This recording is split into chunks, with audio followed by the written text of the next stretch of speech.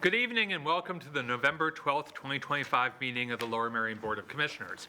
We have 4 meetings this evening: a Building and Planning Committee meeting, a Special Board of Commissioners meeting, a Finance Committee meeting, and an Administrative and Human Resources Committee meeting. Before we start, please silence your cell phones. Amplifying equipment is available for those who are having difficulty hearing. This room is also equipped with telecoil technology. And later, when the floor is open for public comment, we will first take comment from those of you who are in the room. We ask that you use this podium to your left. We will then turn to people who are attending virtually. It's a practice of the board to respond to comments after all public comment has been made. We ask that you introduce yourself and say what general area of the township you live in when you start your comments. With that, we'll start with our first committee meeting for this evening. It's the Building and Planning Committee meeting. I recognize its chair, Commissioner Grimes. Thank you, President Sinai. The first item on our agenda tonight concerns appointments to the Ardmore Initiative Board of Directors, and I am going to move to recommend to the Board of Commissioners adoption of a resolution to appoint Liza Bresson, Chris Holloway, and Dave Yeager to the Board of Directors of the Ardmore Initiative for a term that expires January 7, 2030. Is there a second? Thank you, Vice President Kramer. We have Charlie Doyle is here in case any commissioners have questions about any of these prospective appointees. Does anyone have questions or wish to make a comment on any of them? Aside that we thank them for their service to the Ardmore Initiative and the community. Any commissioners? Don't ask twice. I'm just making sure. So, is there any public comment on this matter? Anyone online on this? No one has their hand raised. Okay, great. So, we will call the vote. All those in favor, please raise your hands. Thank you. Any opposed? Any abstentions? Seeing none, the motion carries unanimously. The next on page 6 of the agenda concerns the amendment of the plan for 121 East City Avenue, the Bala Kidwood Shopping Center in Bala Kidwood. Mr. Doyle, do you want this one? I think if you've got some comments to make, we would appreciate hearing them. Yeah, I'm just going to bring up the Sure.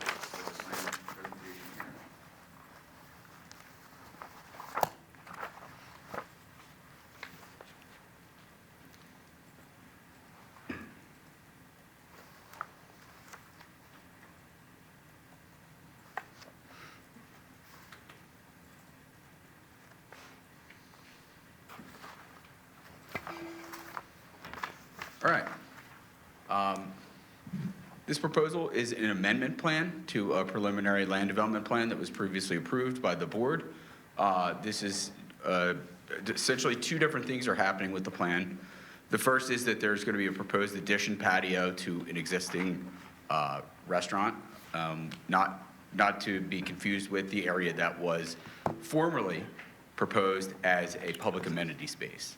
That public amenity space is now being moved in lieu of that proposed addition to the northern portion of this property that you can see.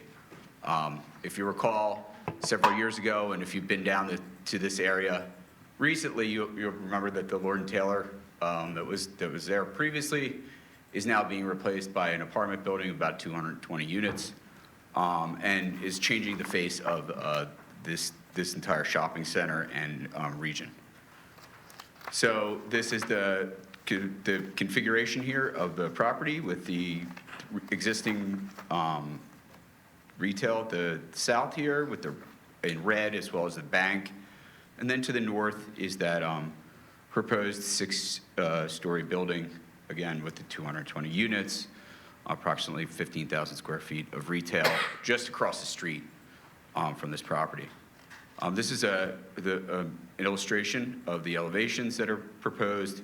The bottom left corner there being somewhat of what the existing condition looks like at the corner bakery, and then the larger picture would be an illustration of what would be proposed.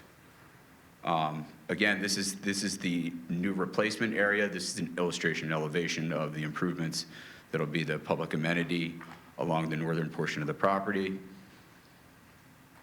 Originally, this public amenity space was proposed along the property consistent with an official map that was adopted for the region. Since then, improvements have gone in. You've seen a lot of development here. The strategy being that we would have an interconnected regional trail connection throughout the area.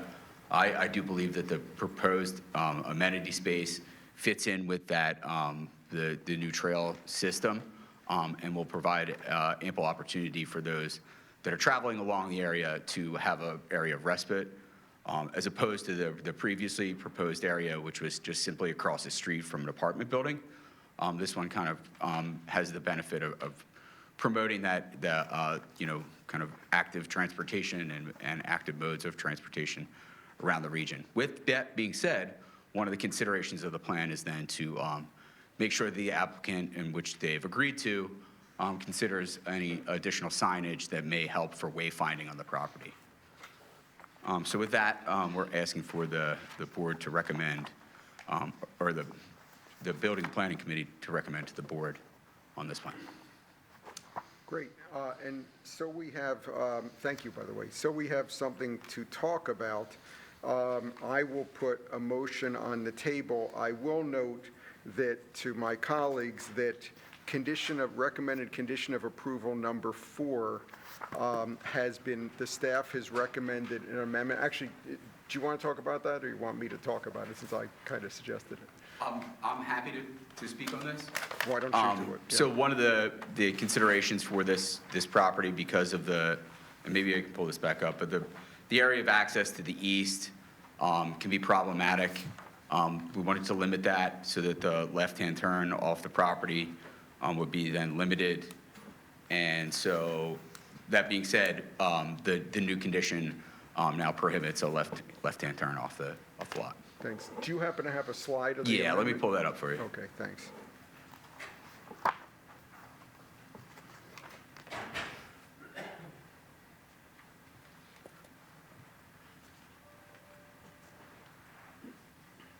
And while you're doing that, the amendment was okay with the applicant? All right, Yes. I see the applicant's attorney nodding his head yes, so thank you. Okay.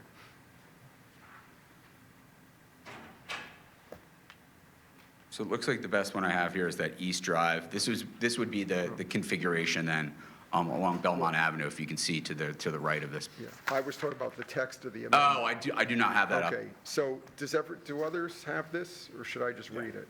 Does everyone else have it? Okay, good. All right, so thank you. It's no problem. Let me just I'll do the motion. I will move to recommend to the Board of Commissioners approval of an amendment plan. The plan, originally dated August 21, 2021, and last revised October 17, 2025, shows the construction of a 2,584 square foot commercial pad site addition and covered patio with related site improvements, including a reconfigured public amenity space for the previously approved multifamily mixed-use project. And with that motion is acceptance of the staff recommended amendment to condition of approval number 4, which will now read, the applicant shall make physical improvements to curb cuts and install signage along the proposed driveway on Belmont Avenue to prohibit left-turning movements onto Belmont Avenue or into the site, and direct drivers to the St. Asaph's Road, Clywood Road driveway to exit the site towards Belmont Avenue as recommended by the Traffic Safety Unit. Is there a second? Thank you, Commissioner Rossman. Okay. Commissioner questions, comments? Commissioner Churchill. Thank you. This retail space that'll be available, would it allow a vape shop to go in? Do you want one? I think I know the answer, but I mean, potentially, yeah, a vape shop could go in here in this district with the proposed regulations that we have. I didn't mean to. It is tread on- outfit for a restaurant, though. Yeah, okay. Anything else? Nope. Okay. Any other commissioner questions or comments? I do have one question just to confirm. So I had raised earlier today the diagram that's in our packet on page 27. The proposed amendment preliminary plan does not indicate on that plan that South Drive, which is the road that accesses off of City Avenue into the complex right by this property, this piece that we're talking about, the amendment, it doesn't show it still. We're confirming that there still will be access from drivers on City Avenue around that location into the shopping center. Most definitely. That drawing may have just been a little light in the background images that, was trying to bring forward the proposal, and South Drive and North Drive would certainly still be there. Okay, Yeah. that's great, thank you. Okay, anyone else? Seeing none, is there any public comment on this matter? Anyone online, Jody? No one has their hand. Okay, so we will call the vote. All those in favor, please raise your hands. Thank you. I'll count everyone in favor. Anyone opposed? Any abstentions? Seeing none, the matter. I'm sorry. One abstention. I Oh. was out of the room. Yeah. One abstention, so, but no one opposed. Okay, you got, Jody, you have that? Yes. Okay, thank you. Do you, can this go on the consent calendar? We're okay? Okay, yeah, we can do consent on this. All right, well, thank you. So that matter is finished. The next is the conditional use application for 330 Spring Mill Road and 1829 County Line Road, National Lands Trust in Villanova. I note that there are two matters on the agenda.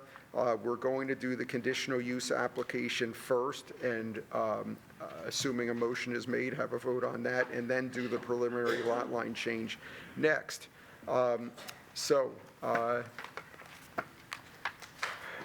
Mr. Doyle, are you going to give this? Yeah, I'll have Colleen present Oh, this. sorry. Yeah, no worries. It says Charlie, so, but that's fine. Thank you. Now it says Colleen. Yes. Thank you. This is an application for Natural Lands Trust. It's a conditional use application. Let me go through.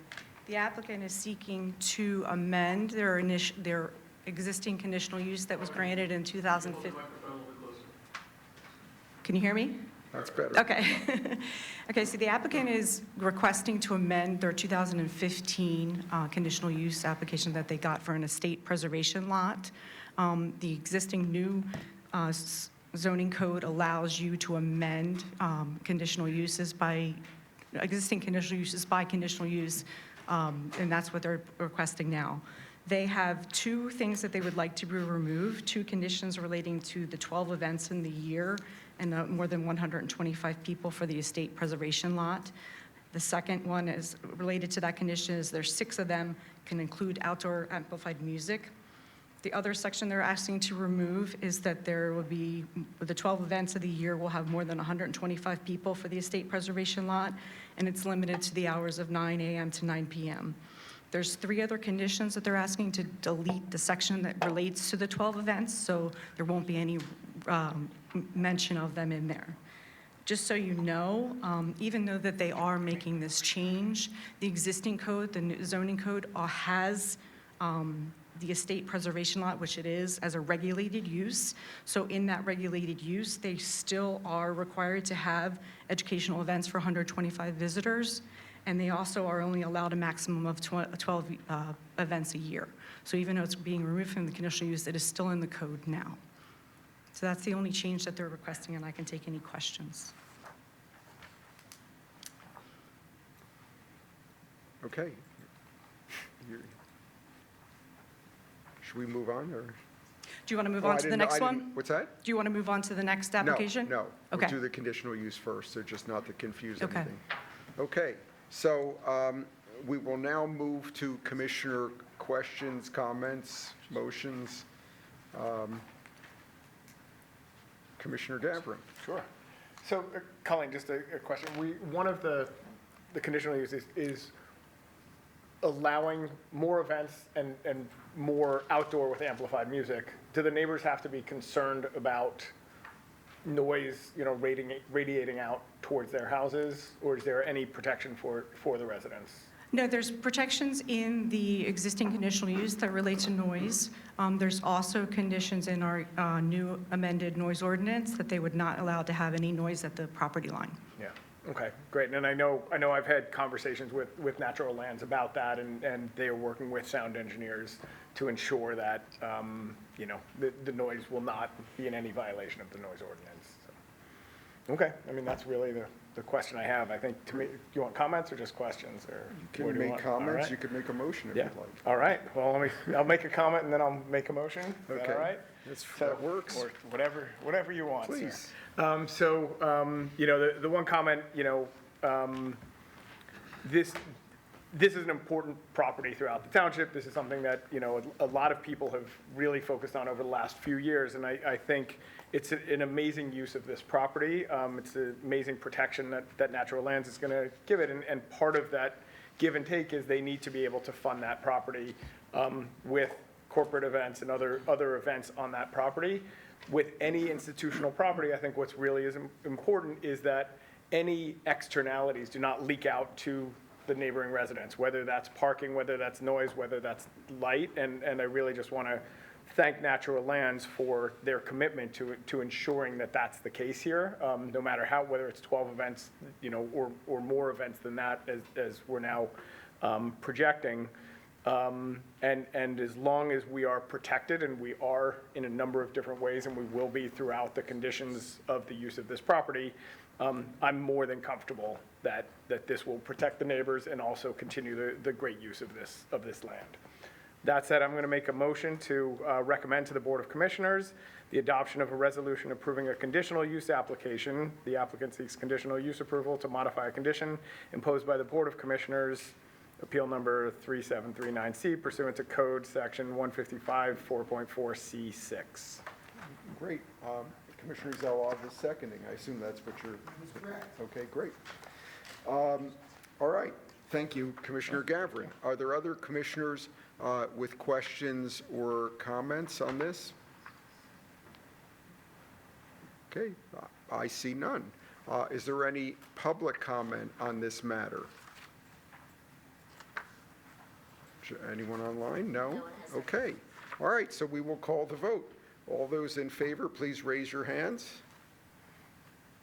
Looks like everybody. Any opposed? Any abstentions? Okay, the motion carries unanimously. We then now move on page 67 of the packets to the preliminary lot line change application for Stoneleigh.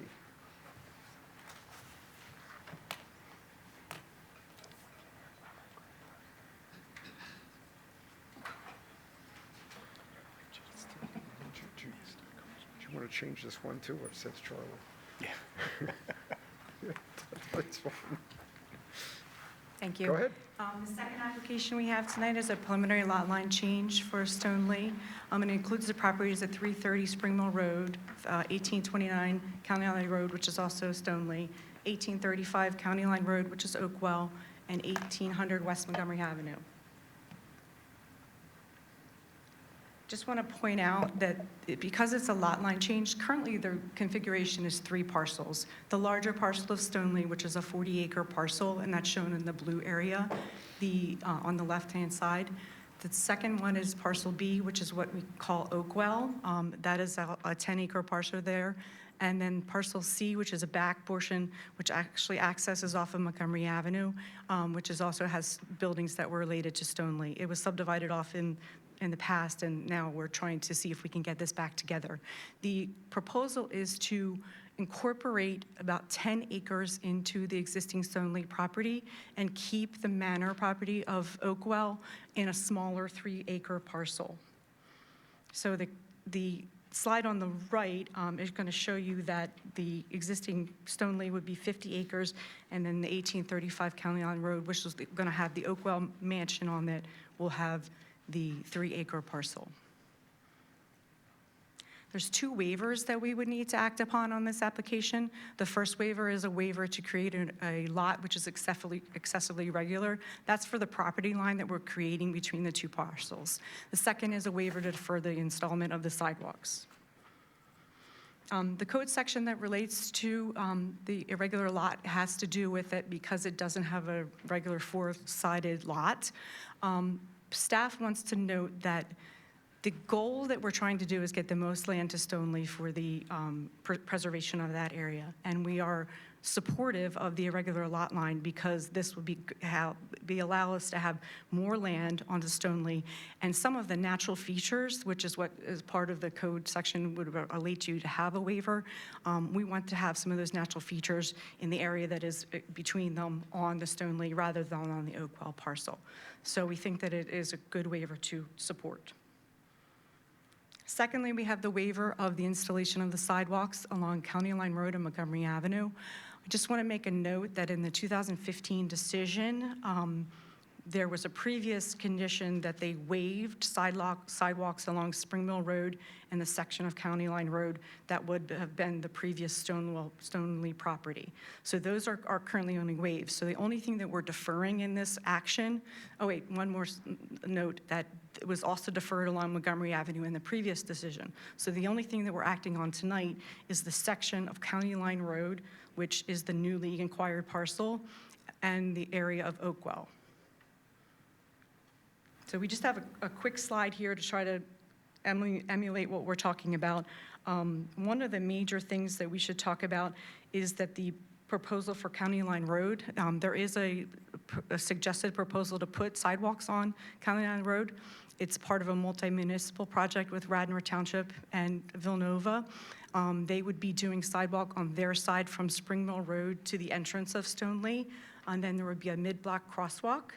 And then the rest of it would be a conjunction of Stoneley, the Oakwell property, and then we would be continuing down to Claremont for the remainder of the site to sidewalk all the way to Claremont to connect that. So we are asking the applicant to defer the installment of that at such time where we get that public improvement completed. Before what? Before, I'm sorry. Be deferred until? Until the project that we were working on with the multi-municipal project gets completed.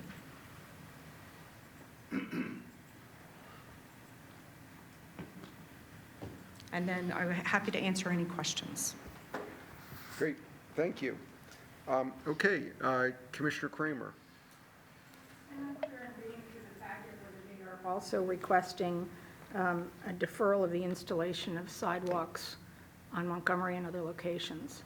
They are asking for a deferral. It already is deferred. So they're just actually, what they have agreed to is with the deferment, they will do a green bench along the edge of Montgomery Avenue. That green bench is just a clear pathway that will be mowed. That's people, if they wanted to walk, they could walk along that road without an obstruction. So that is the condition of approval that we added in. So we don't need the deferment in this application for Montgomery Avenue because it's already there in the 2015 application. But if it's a new application, doesn't it require, regardless of whether there was a deferral before, doesn't it require a sidewalk here? Yes, it would require a sidewalk, but it's currently in a deferment state. But we could require the sidewalk to be put in at this point instead of continuing the deferment. Yes, we could. Okay. Okay, Commissioner Gavron. So I want to make a comment more than question, because it is a little confusing with the sidewalk situation here. So there are three streets. Can you pull the Yep. map back up? There are three streets on Spring Mill, which was previously waived, I believe. There's no need for a sidewalk there. It doesn't connect anything to anything. There's no walkers there. That makes no sense. So leaving that waived and not unwaiving it doesn't, there's no point to trying to swap that out. On Montgomery Avenue, also, it is not an area where there are walkers. It doesn't connect really any properties that you would walk between. There's no sidewalks on either side, and there's no need for it. The green bench more than meets the need on Montgomery Avenue, so there's no need to install a sidewalk there. It would just not be used at all. So having a green bench in a case, I guess, of an emergency that people can walk on, is more than sufficient there. I like the idea of continuing to defer it and not waiving it, because you never know what happens in the future. So keeping it in deferral state makes complete sense. On County Line, it's a little confusing with the deferral, because this is really a high priority sidewalk. This is the one that connects 300 or so houses in a couple of communities to Villanova University, to the train station, walking into Bryn Mawr. So this is an incredibly important sidewalk. It's been in our CIP for years. We've been working with Radnor. And so what's happening is Radnor and Villanova University have applied for a grant from Spring Mill to the entrance of Stoneleigh for a sidewalk on their side of the street. That grant application was granted. So they do have that grant, and they are going to be building that sidewalk, I believe, in the spring to get on that side of the road. And then the idea was on Lower Merion side of the road to put a sidewalk from the entrance of Stoneleigh all the way up to Claremont, which again connects all those houses, connects the middle school, connects everything to all of this hub of business and activity. We have applied for a grant for that. And for that, the idea with this deferral, that grant may pay for this part of this piece of sidewalk. So having Natural Lands install a sidewalk while we are waiting for a grant that may pay for a sidewalk makes no sense whatsoever. So the idea is, while this is a deferral, this is a very short-term deferral that hopefully, is months at most. And I guess I do have a question, Ernie. Do we know status of that grant application, where that stands, or what timing is? Or, sorry, Brandon? I'll put my grant cape on. Good evening, Commissioners. If it goes with the current funding round, we should know by the end of the month if we get awarded the grant. Okay. If we get awarded this month, end of the year, execute all the grant agreements, and then we can off to the races start of next year. And if we don't get it, the idea is to have Natural Lands install the sidewalk, and we're going to do the rest of the sidewalk, which is the little piece on two houses for the rest of the way. So again, we're talking months. While it's a deferral, we're talking months, not a long-term deferral like Montgomery Avenue in case conditions change. This is a sidewalk that's desperately needed. And so I do have, well, I don't know if I should make a motion and then a proposed amendment. Is that right? Sure, Or a motion with, yeah. I would Do the make motion the first. motion with the amendment, yeah. Okay, The so, amendment can be part of the motion. all right. It's not an amendment. Okay. So for the motion, I'm going to move that we recommend to the Board of Commissioners approval of a preliminary lot line change plan.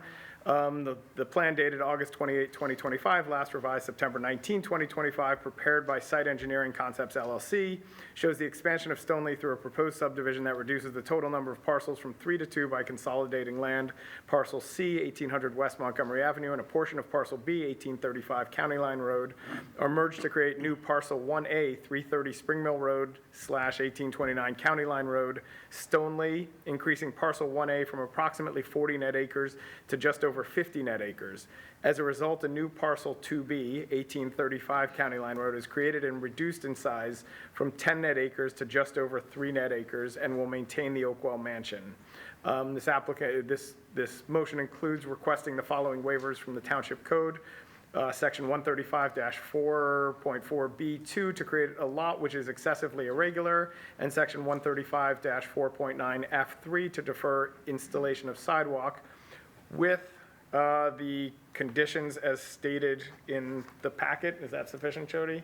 Yes. Okay, except for one change or one new condition added in, which everyone here has here, which is the sidewalks deferred along County Line Road shall be installed at the direction of the Director of Public Works at such time when the greater sidewalk improvements for County Line Road are completed. Commissioner Zala, would you like to second that? Thank you. Okay, great. Motion made and seconded. That's all I got. Okay, thank you. All right. Commissioner Kramer, I'm going to let you go again. If you would just make any remaining comments or It's not a questions you have comment. while I'd you like have to the make an floor. amendment. What's that? I would like to make an amendment, because as I understood the answer that I got before, we currently have a complete waiver of sidewalks along Spring Mill, and we don't know what the future will bring in terms of development and pedestrian traffic. I would like to change that waiver to a deferral. That's what it says. No. No. It doesn't, that's not what it says. That's what it says for Montgomery, but that's not what it says for Spring Mill. So I would like, if we're going to have if we're going to have deferrals, I would like both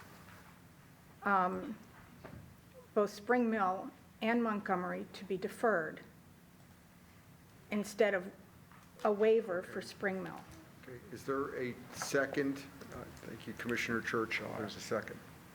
Did you want to respond to that? Yes, yeah. Okay. So normally I would support that. I don't like waivers at all. I think we should always be deferring wherever we can. In this case, that doesn't make sense based on the local situation for two reasons. One, when it was waived back in, I think it was 2015, you said? 2015. The property was built with that waiver in mind, and I'm not happy that it was waived originally, but it was waived originally. The property was built, there are walls there, there's a number of trees. You know, part of the importance of this property is the historic landscaping and all of the trees on this property. If a sidewalk was put in there, it would be an enormous project, both in terms of the environment and dealing with those trees, and two, in terms of the actual physical environment with walls and other amenities up against the road. So and two is, this was waived, not by this board, but by the board of almost everyone except for a couple of people who are still on this board. And I don't think it's appropriate to try to unwaive that waiver at this point, especially because it has been relied upon to build that property and because of the natural features essentially up against the road. So while in spirit, I absolutely agree, I think in practice in this situation, it does not make sense to try to remove that waiver and instead change that to a deferral. So I would not support that, even though generally I certainly would. Okay, other comments on the amendment? Commissioner Whalen. I will support this amendment by Commissioner Gilda Kramer. I think the key distinction, I certainly appreciate everything that Andy said, and I don't know the individual blocks here, and I respect your local knowledge, but I think the big distinction for me is what Commissioner Kramer is suggesting is not that we require it to be built, just the conditions in 2015 to the 2025 to 2050, we don't know what they are. We have no idea what's going to happen. Nobody foresaw what happened with Oakwell over the last handful of years ever happening. And so I think it is appropriate when a new application for relief is coming before us to be able to have that put in deferred status. Again, I'm not interested in actually building it if it's not appropriate, but you know, as part of the township, to be able to have that option to look at it and see if and when it is appropriate.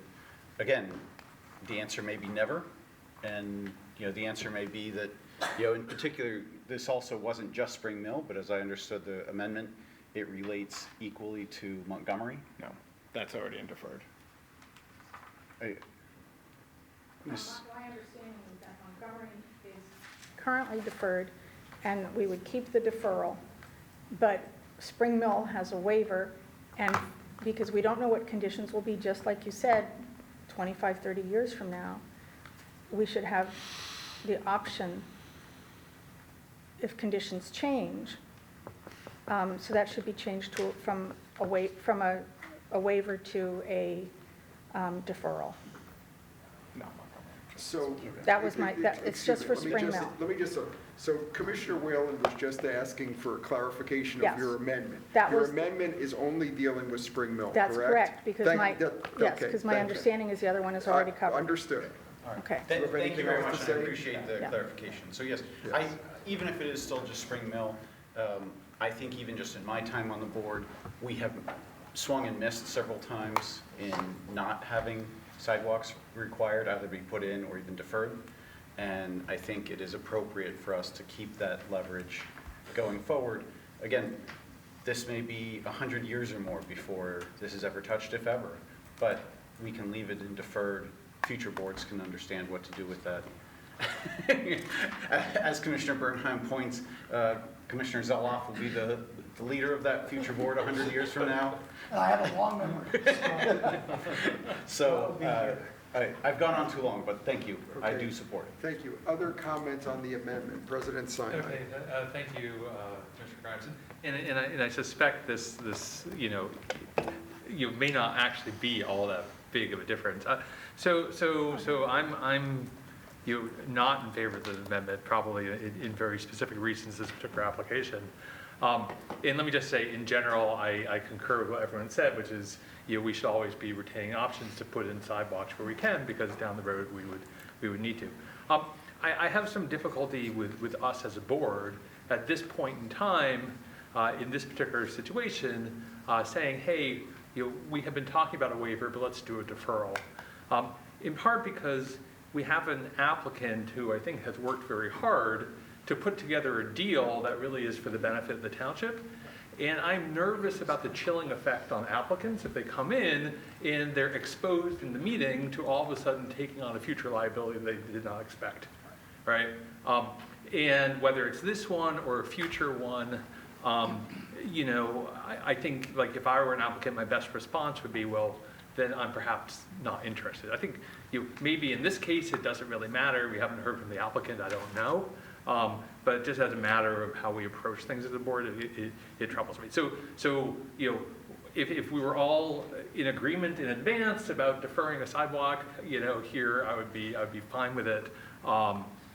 Given the way that this has come forward, in my appreciation that what we're seeing here is the outcome of an enormous amount of work behind the scenes, I'm kind of inclined not to rock the boat. Because while I think it's conceptually possible that this would be a sidewalk in the future, I think in the set of potential sidewalks in the township, this is like way at the bottom of the potential list, and it's probably not too big of a risk to not have the ability in the future to do one here. Thank you, Commissioner Grimes. Thank you. Commissioner Rossman, Point of comments on the interest, where would amendment? that sidewalk go? Who would that sidewalk service? It would be the only sidewalk, I believe, on Spring Mill Road. Maybe in 100 years we'll have sidewalks along Spring Mill Road, but I agree with Commissioner Sinai, President Sinai, excuse me. I think we're sort of asking for a sidewalk where it's the first sidewalk on that whole street. They've been diligent in what they've done. They've been honorable in what they do, and it's a treasure, Stoneleigh. Okay, thank you. Other commissioners who wish to comment on the amendment? So because this was not brought up beforehand, I'm going to invite the applicant, if they have a comment on the amendment, if you want to make a brief statement.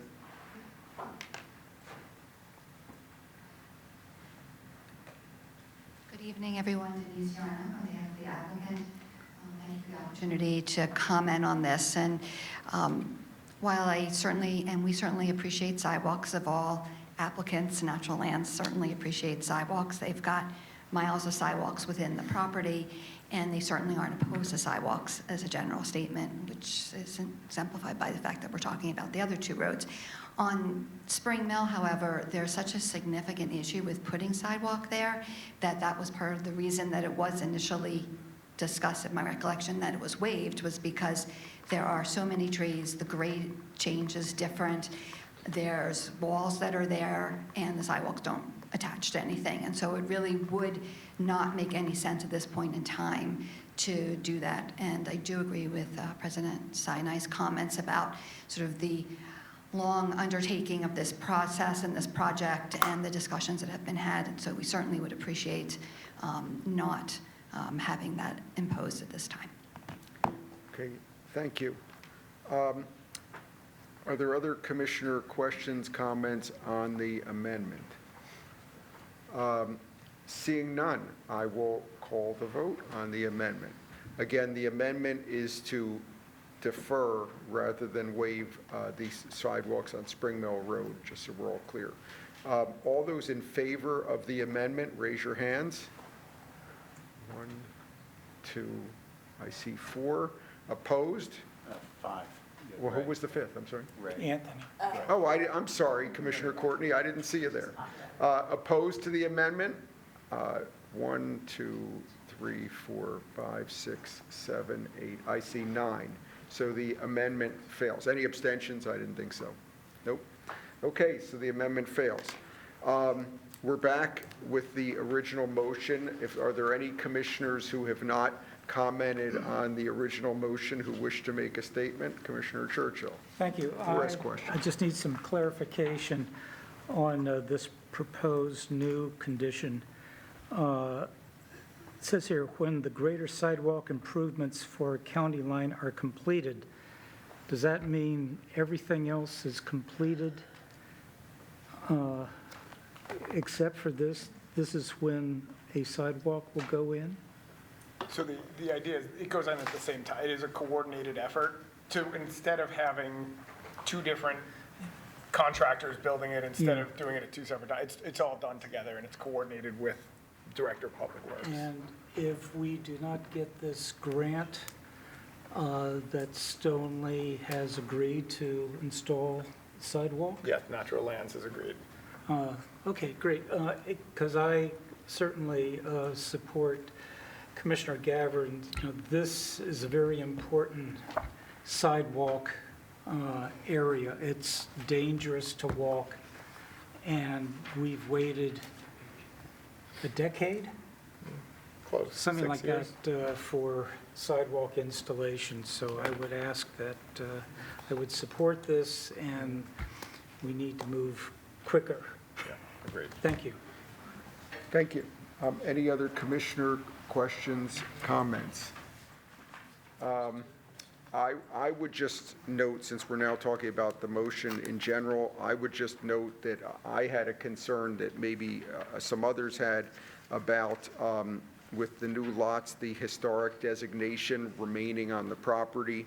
And because originally there was a thought to proposing that tonight, that is not in here, but we do have an assurance from the applicant that at the proper time, they will work with the Historical Commission to make sure that that designation is as appropriate. I'm certainly hoping, because I believe that some of the features are now Class 2, that the criteria will be there to make as much as possible Class 1, so that there will be real protection on the property. But that's a subject for a different time and possibly for a different board by the time it comes up here. But I would just note that that's been discussed, and we appreciate your willingness to pursue that with the Historical Commission. So anything else from anyone? We will now go to public comment. Does anyone wish to make public comment on this? I see no one online, so we will call the vote. All those in favor, please raise your hands. Thank you. Any opposed? Okay, I could not see Commissioner Courtney, so if he's still here, well. So he's just absent from the vote. Okay, that's fine. So the motion passes unanimously. Thank you. The next item is on page 108. This is approval of certificates of appropriateness. Oh, I'm sorry, I missed one, the tentative sketch plan. Sorry, the third one. Just quitting while we're ahead here. So this is on page 88. Let me just get there.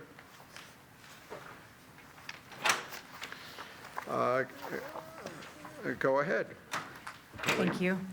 This is the third application for tonight that we have for Stoneley. This is the tentative sketch plan for 1330 Spring Mill Road and 1829 County Line Road. Basically, there's a couple improvements that they're trying to do on the parcel that was just consolidated in the last lot line change. I'm going to go through them just briefly. The first one is noted as item 1 on the map. It's the removal of the existing pool house and pool that was on the previous Oakville property, which will be on Stoneleigh. Item 2 is the construction of a new small welcome center and garden plaza with 50 additional parking spaces. Those parking spaces will be accessed off of the existing driveway, so there's no new curb cut. It's just they will be accessed directly from their parking lot. The third one is the addition of 29 event-restricted parking spaces. Those are actually going to be accessed off of their Montgomery Avenue access. The last part is there's a potential relocation of the historic tea house that is proposed to be, it's currently on the property line and very close to the adjacent neighbors, and they're looking to move it in and incorporate it into their events more for the property. The lastly is they're going to be enhancing the walkways all along the property just to integrate and incorporate the Oakley site back into Stoneleigh. So just to go through, this is the current configuration of the parcels, the 10 acres that's going through and being consolidated in, and that's what the tentative sketch will be showing.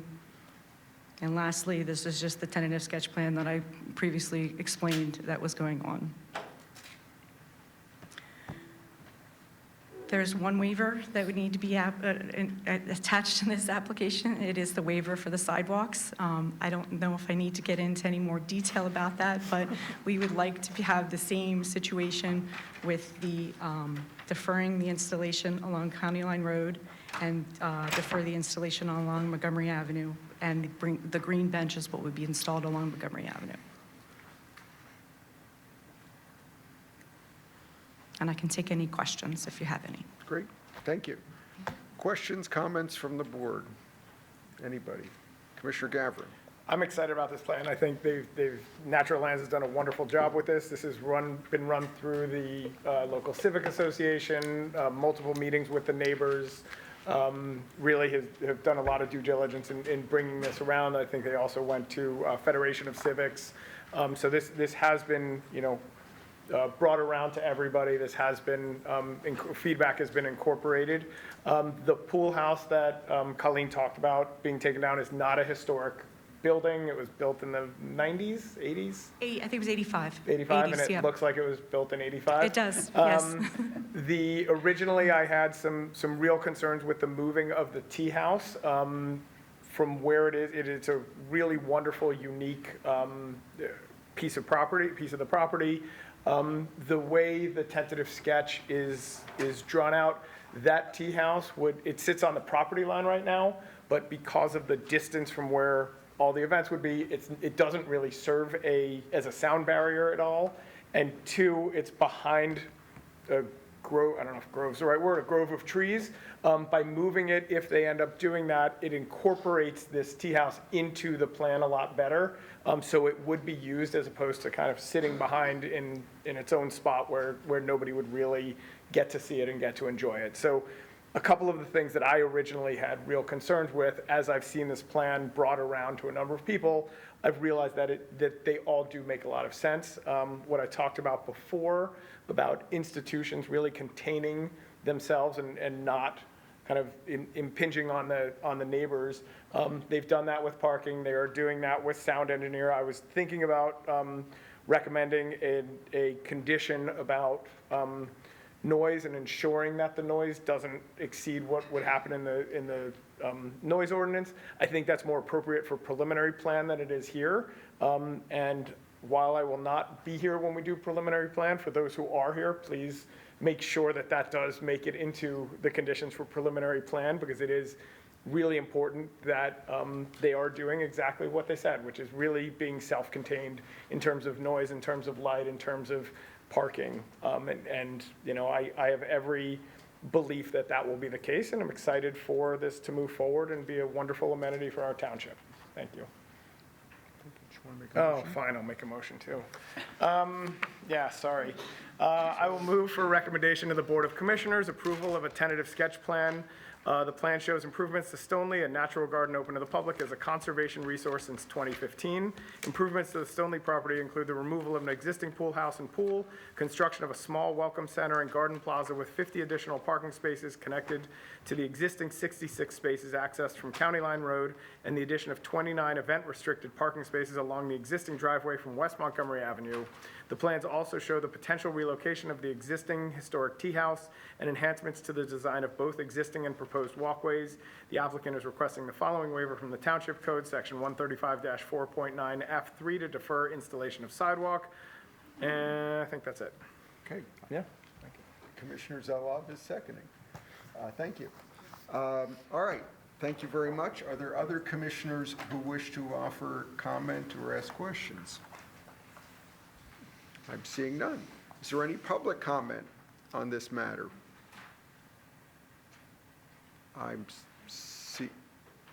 Is there?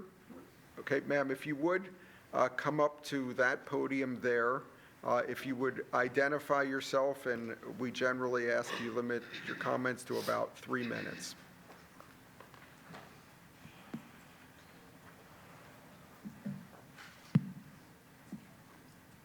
Hello. I am Kelly Biesecker. I reside at and steward Squirrel Inn, an original part of the Stoneleigh estate. Natural Lands Trust has listened to our vast and fervent collective of voices. They have worked to protect, preserve, restore the properties historically known as Acorn Cottage and Oakwell, and to respectfully maintain these spaces. It would be tragic to minimize the value of this natural artistry. The Olmsted Gardens are in all capacities and uses, locally and nationally, living treasures to curate. All of those at Natural Lands Trust, currently Oliver and Ethan, and all of the staff, have worked tirelessly to maintain Stonelegh's grounds and have kept us apprised of future goals for the areas. Natural Lands Trust says their strategic plan, including the 5-year plan, is summed up using the words save, care, connect, support, excel. Save open spaces, caring for nature, connect, community. The impact of the Land for Life idea directly affects the health of the planet, which leads to encouraging a thriving natural habitat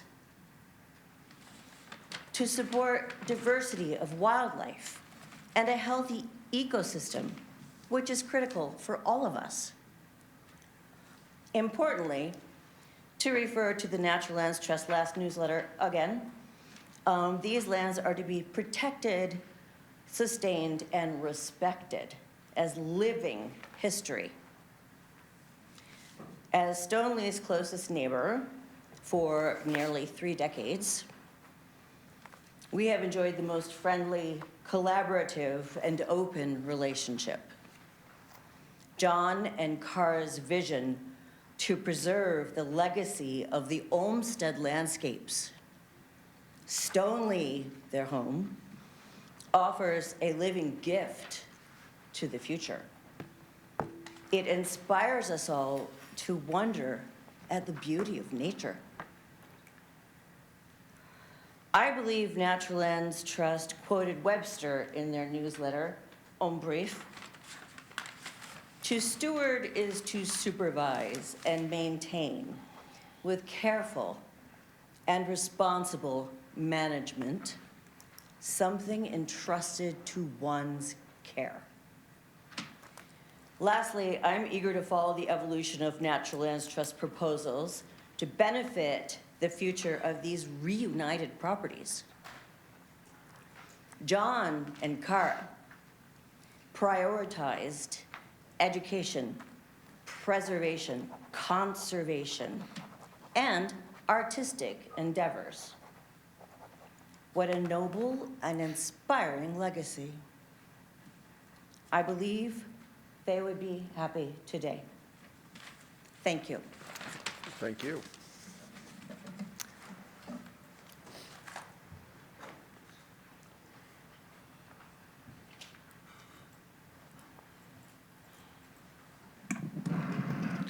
Good evening, Commissioners. I'm Oliver Bass, President of Natural Lands.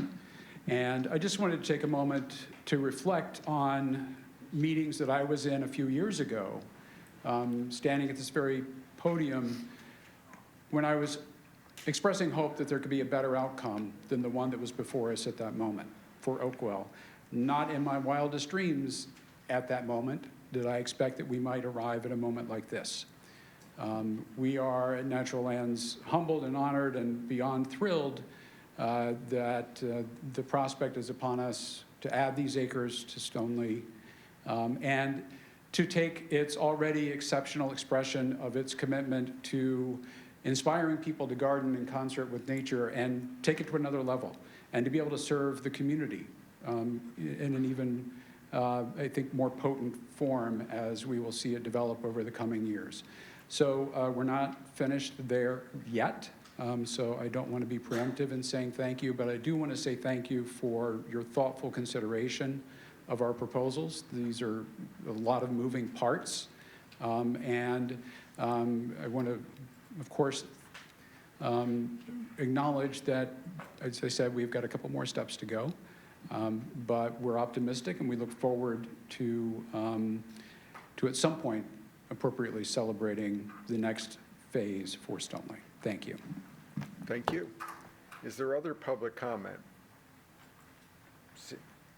Seeing none, is there anyone online? No one has their hand raised. Okay, we will call the vote.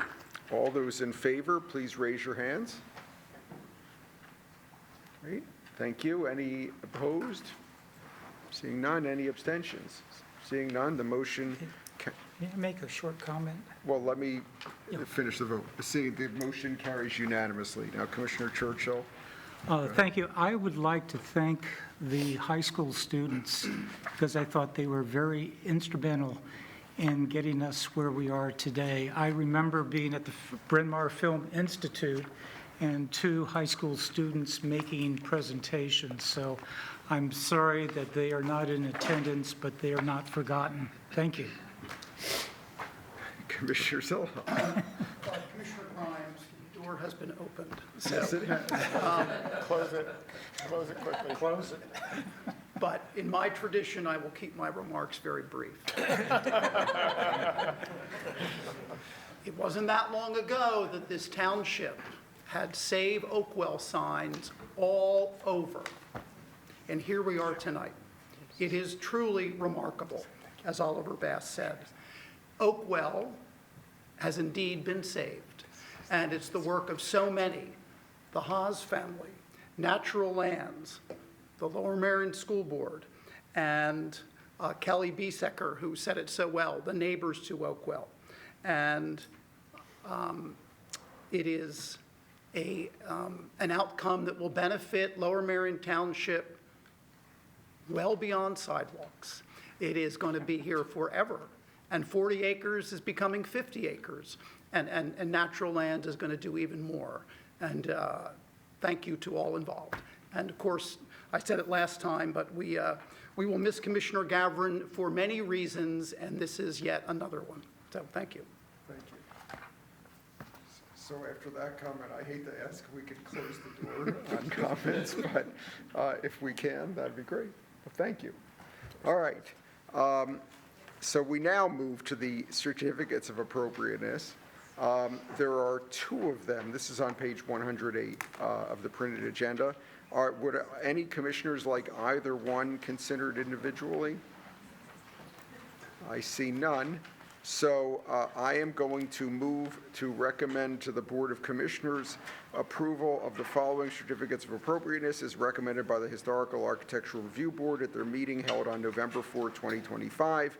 43 Cricket Avenue, Ardmore Commercial Historic District, 25-25, approval to install illuminated channel letters attached to a horizontal raceway citing Secretary of the Interior Standard 9, and 404 Arthur's Round Table, English Village Historic District, 25-26, approval to construct a small addition at the second floor of the recessed front-facing facade with a subcommittee to review details, dimensional shifts, and final gutter and downspout locations, citing Secretary of the Interior Standards 9 and 10. Is there a second? Thank you, Commissioner Gavrin. Any commissioner questions, comments on either of these applications? Seeing none. Is there any public comment on either of these applications? Yes, Ms. Adrienne Seltzer has her hand raised, and I'll promote her to the panelist. Great.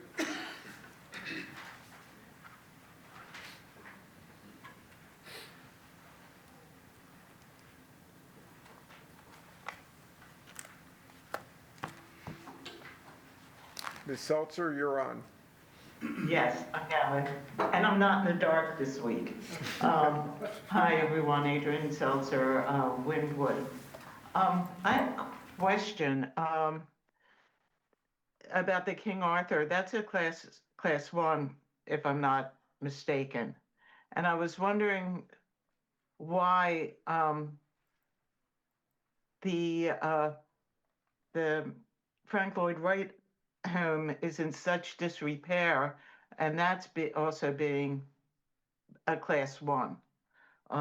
Does class 1 really protect historic properties? Just finish. Is there any other comments? And then when you're done, we can see if Mr. Doyle is able to respond to No, this. that's it. Okay.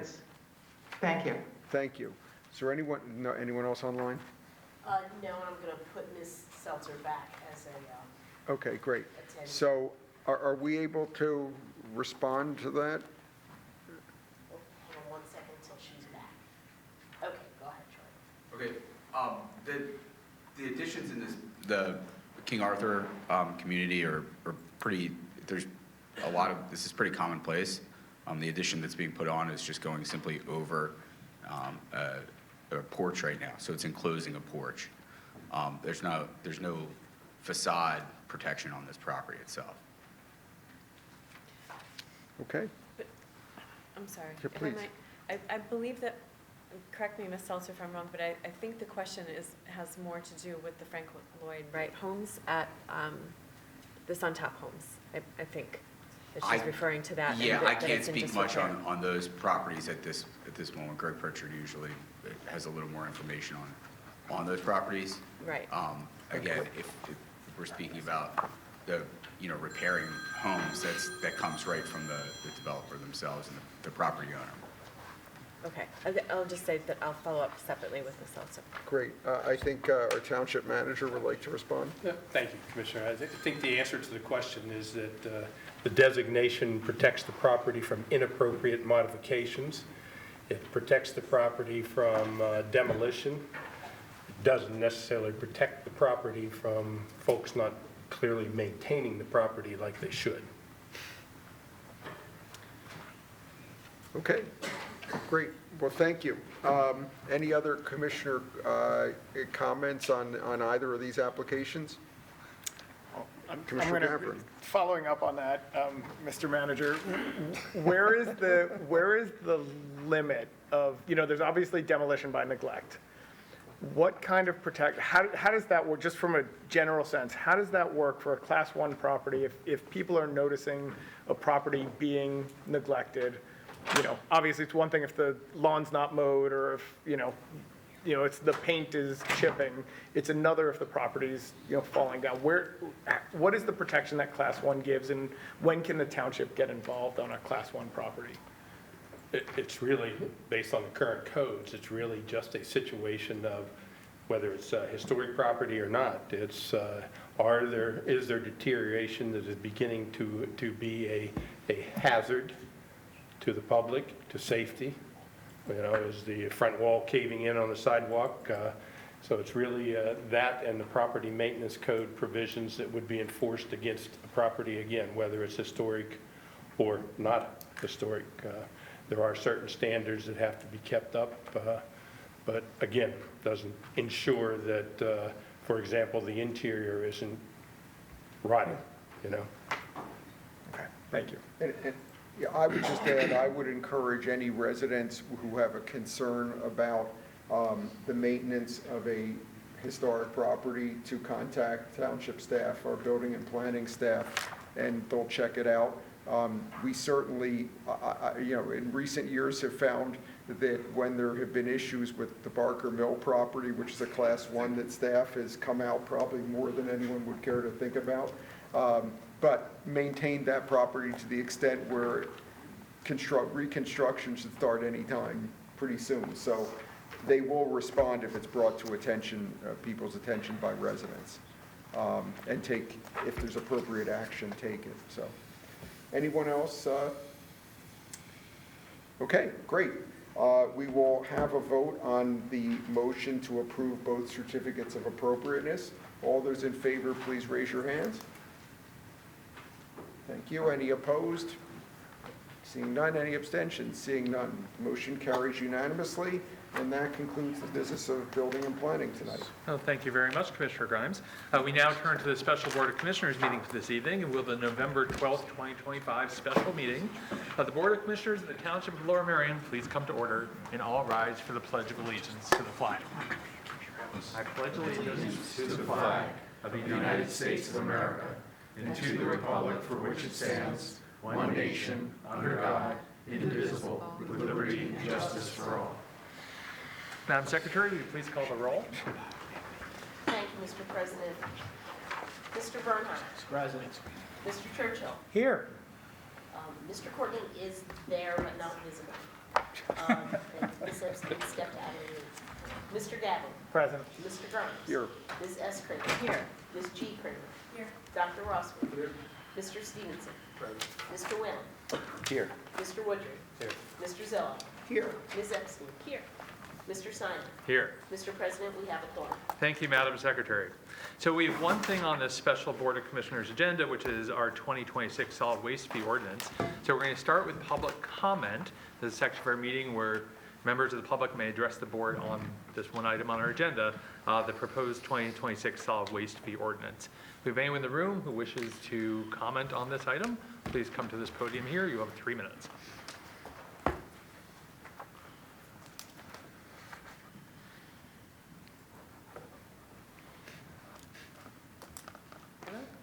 My name is Shannon Amiot. I am Sean Whalen, I believe, is my representative.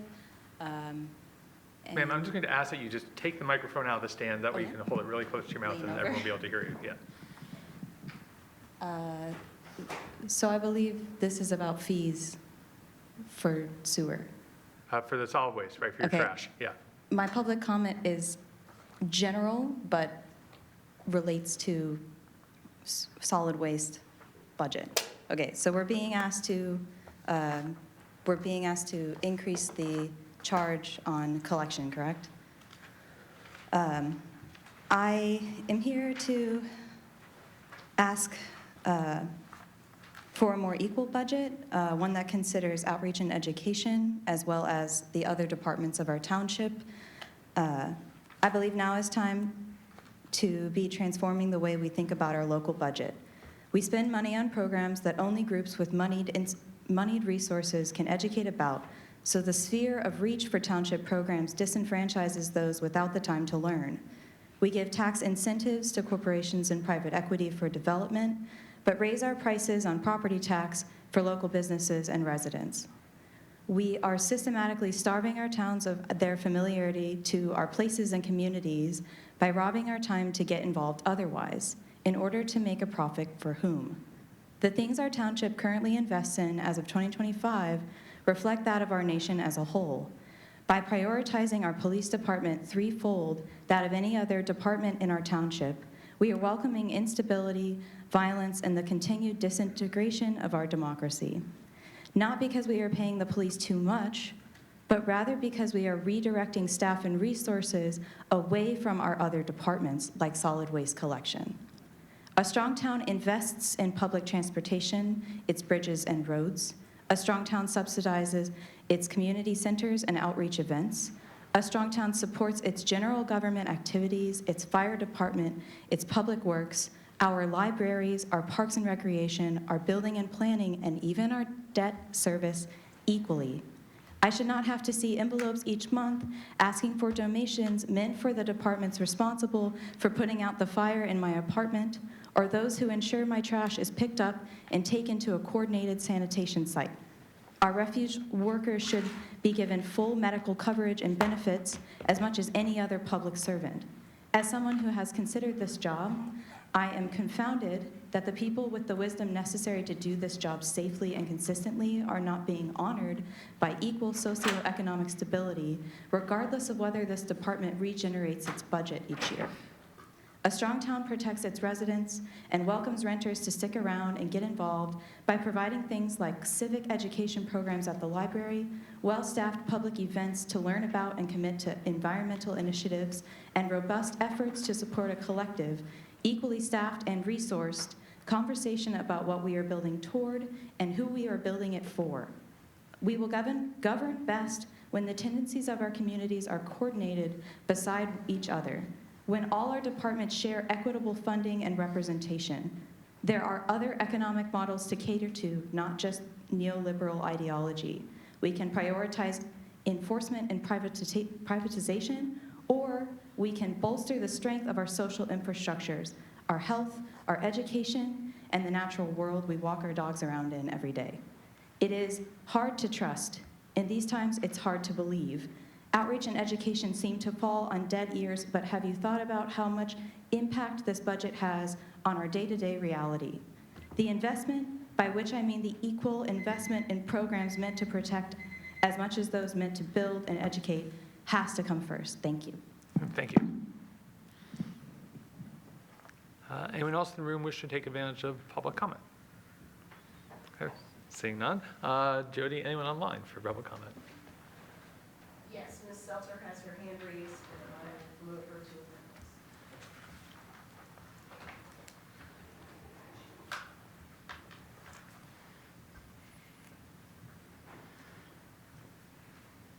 Hello, I'm here. May I make, Adrian Seltzer, Wynwood, may I make a small request?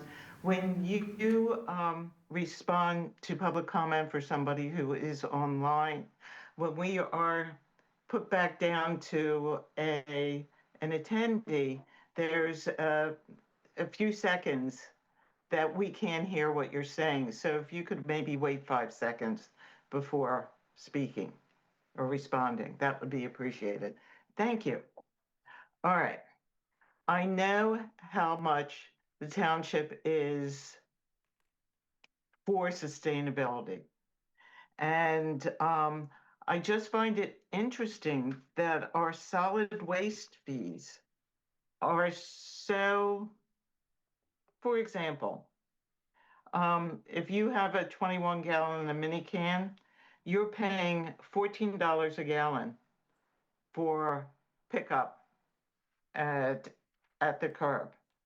If you have a whole bunch of cans, you're paying and have 192, which is the maximum that you'll pick up, you're only paying $3.57 a gallon. I think that we should reverse that and make it more expensive to have more trash taken away. Those of us that who recycle religiously, compost and do other things should not have to pay more. I'm not a 21 gallons yet, but should not have to pay more than somebody who doesn't bother recycling and has 6 or 7 trash cans every week. I think you need to redo how you do it rather than just adding 5% every year.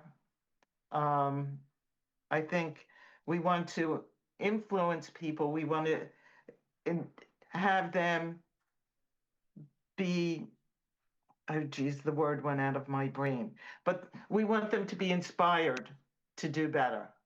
And sometimes that involves a little bit more out of their pocketbook. So there's that. Please consider redoing how you figure this out. It should be 1 can, then 2 cans, then maybe 3 and 4. But there's a big difference between between the mini cans and then the other, where the limits are for each section. So please consider that. Thank you.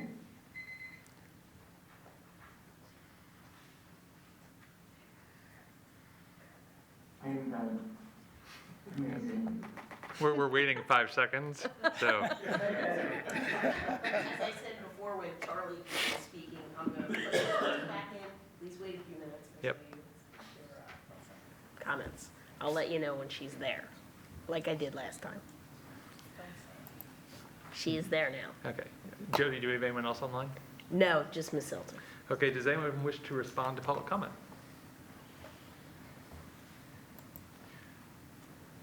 Commissioner Will. I will. First of all, and I apologize, I missed your name when you said it. I think your comments are extremely well taken and actually sort of prescient for what we're going to be doing. I'm looking at Commissioner Zoloff as the head of our Finance Committee. What we're going to be doing is exactly what you're describing over the next 4 to 6 weeks, kind of identifying what our budget is, what it has been, and what we intend it to be going forward.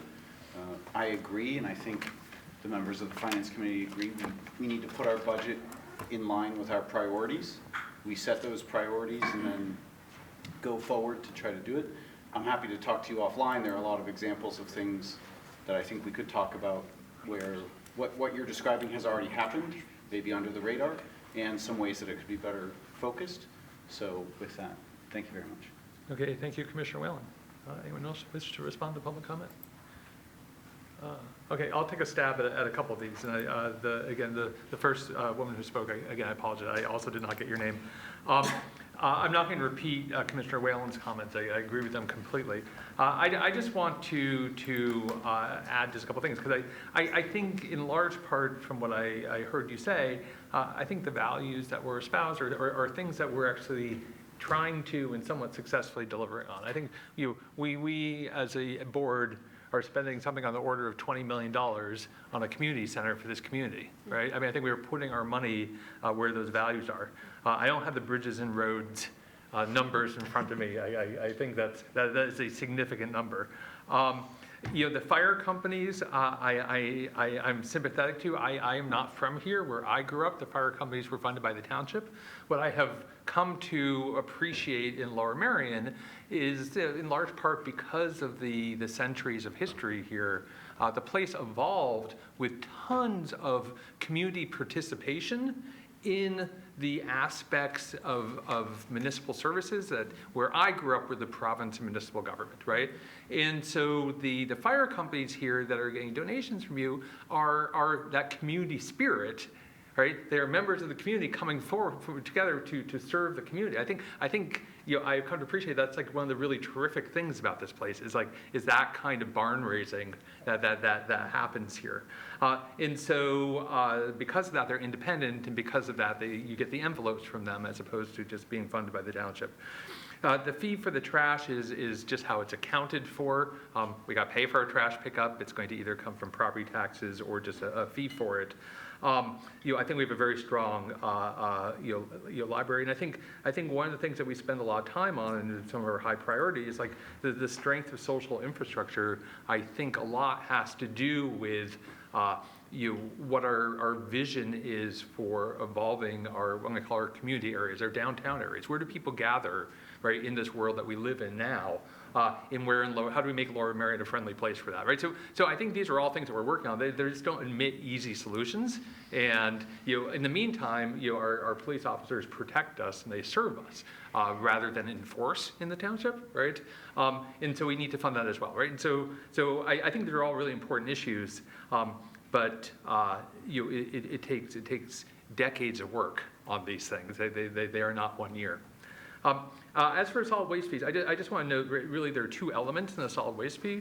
One is that, there's really a fixed cost of sending a truck to the house to pick up the trash.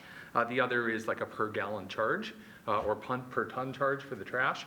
I think this board spent a bunch of time, I remember Commissioner Gavin, working hard on it, simplifying the schedule and also making, I remember Commissioner Courtney really advocating for it, making it so that on the tonnage part, it does get much more expensive as you generate more trash, with the idea being trying to drive people to generate less trash.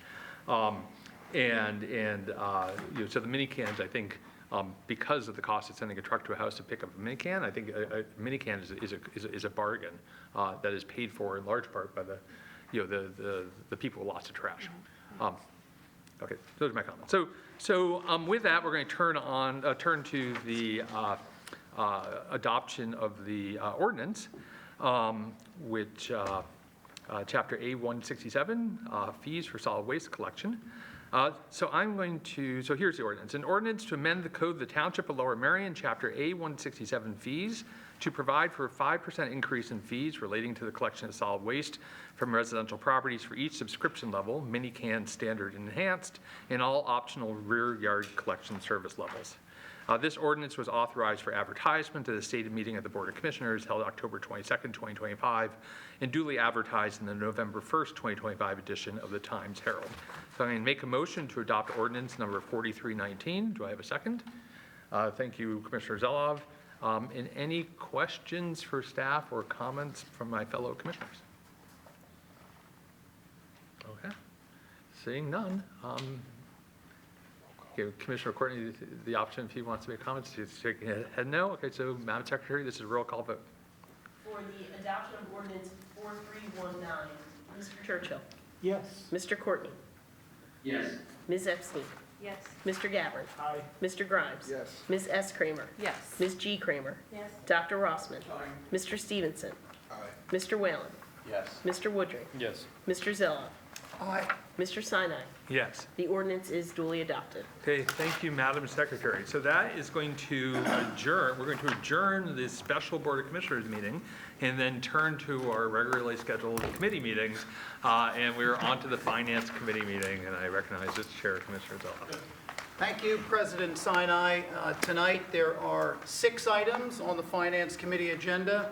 The first one is for the committee to consider awarding a contract to the PENN Library Reading Garden. To get our business underway, I'm going to move that the Finance Committee recommend to the Board of Commissioners approval to award a contract for PENN Library Reading Garden to Think Green, LLC, in accordance with the bids received on Thursday, October 16th, and the recommendation of the Chief Financial Officer with the approval of the Director of Libraries in the total base bid amount of $379,900 with add alternates 2 through 9 of $16,900 for a total bid of $396,800. Do I have a second? I do, from Commissioner Churchill. There is a fair amount to this, and for an explanation, I'm going to ask Adam Chomsky, who's going to be with us for all of our finance agenda items, to give us an explanation. Minus the last one, which I'll take over to our Assistant Finance Director. All right, the first 5. Thank you, Commissioner Zelov, and good evening, Board of Commissioners. Yes, this first item is a special project initiated by the PENN Library Association, who partnered with SALT Design Studio with the assistance of Township American Rescue Plan funding through our nonprofit Vitality Grant Project. The scope of the project included the said reading garden, which is detailed in the issue briefing, as well as conduit work that will facilitate some of what is needed for the upcoming solar project at the library. The recommendation, of course, is to award most of the adults. The only adult not being awarded as recommended here tonight was some additions, improvements to the front were kind of tangential to the Reading Garden itself. I'd be happy to answer any questions that you may have. Thank you, Adam. We're going to first ask for public comment on this item. Are there any members of the public here with us this evening who wish to comment?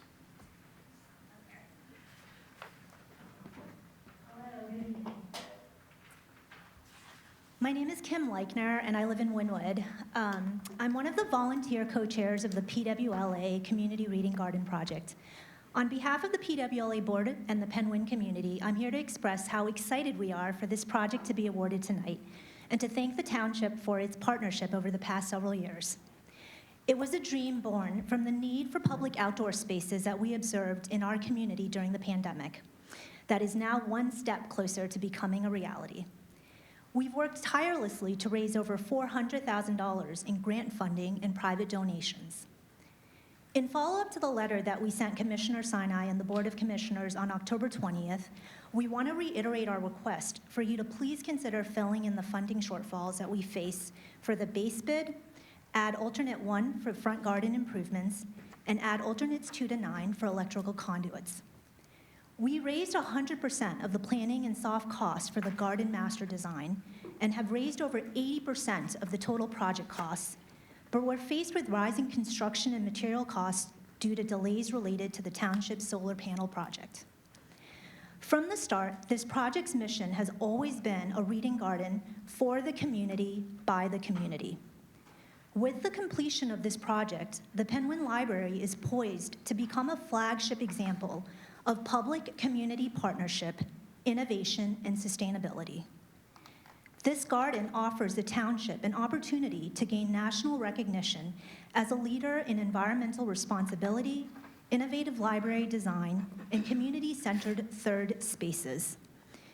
Investing in this project not only benefits residents, but also elevates the township's profile and reputation as a model for others to follow.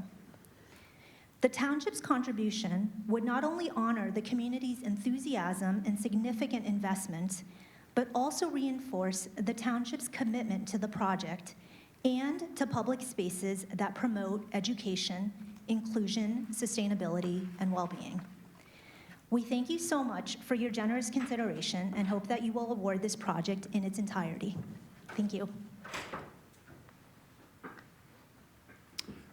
Thank you. Any other members of the public who wish to come forward on this item?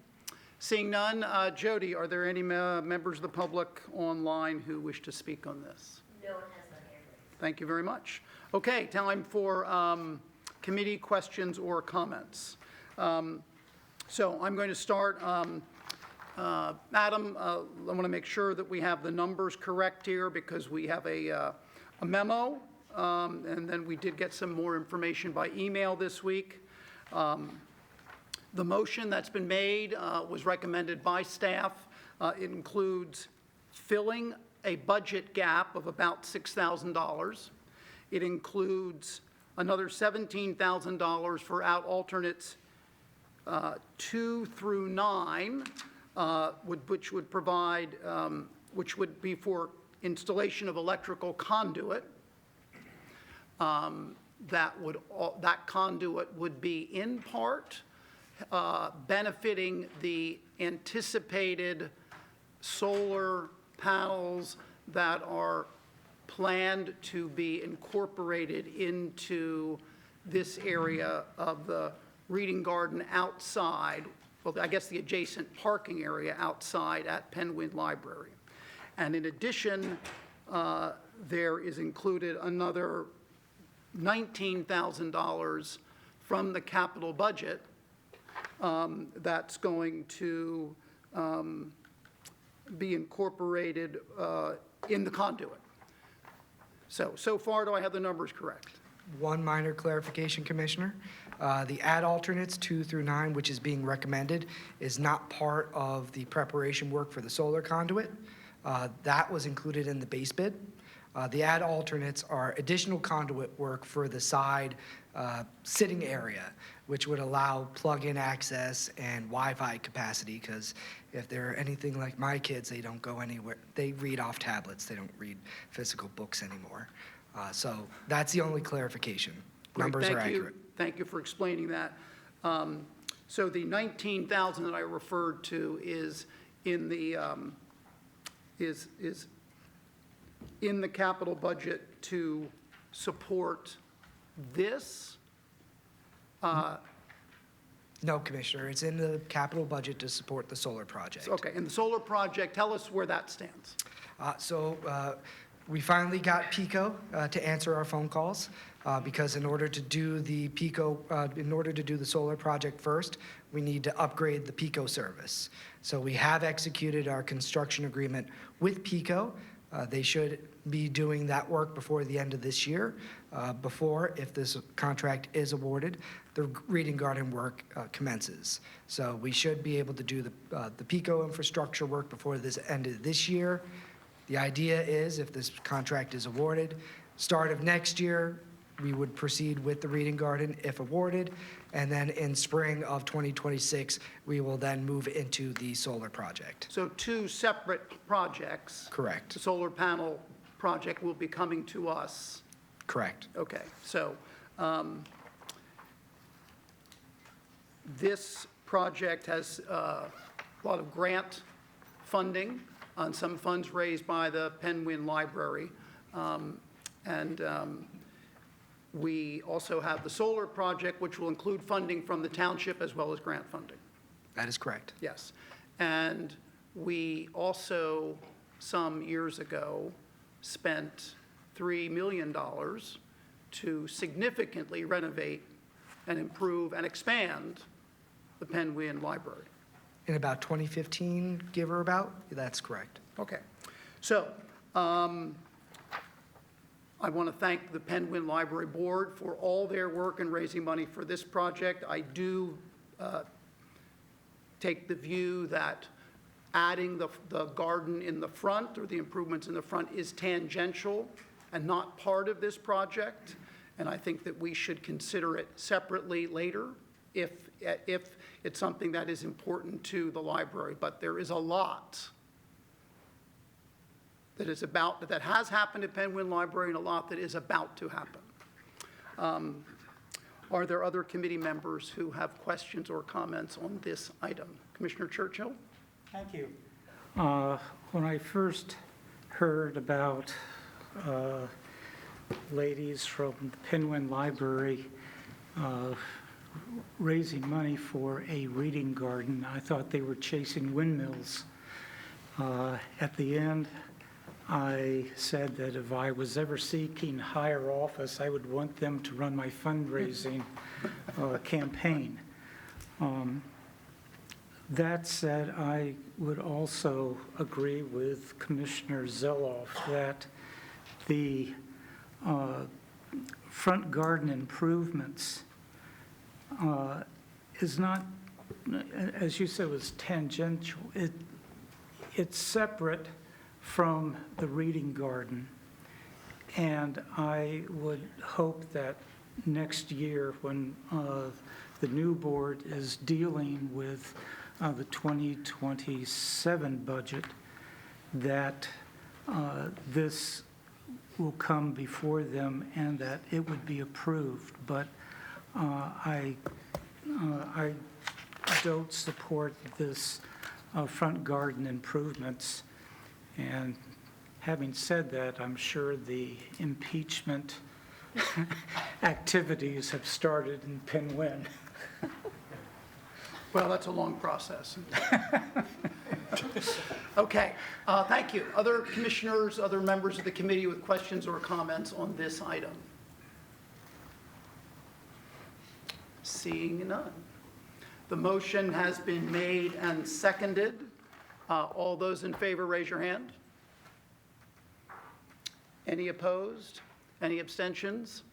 Madam Secretary, that item carries unanimously. Okay. On to item 2, which is also for us to consider awarding a contract. This one for street sweeping services.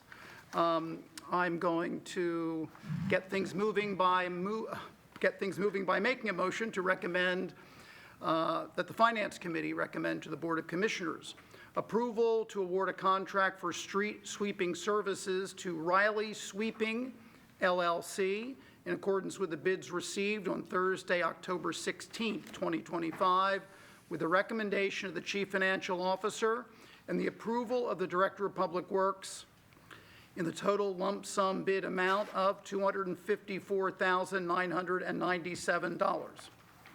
Do I have a second? I do, from Vice President Kramer. Thank you. Adam, can you tell us more about this? Yes, this is a one-year contract with township options to renew for a second and third year. We bring this forward to the board every few years. This is a contract for services providing 400 curb miles of street sweeping 3 times a year. I believe it's 2 times in the spring and 1 in the fall.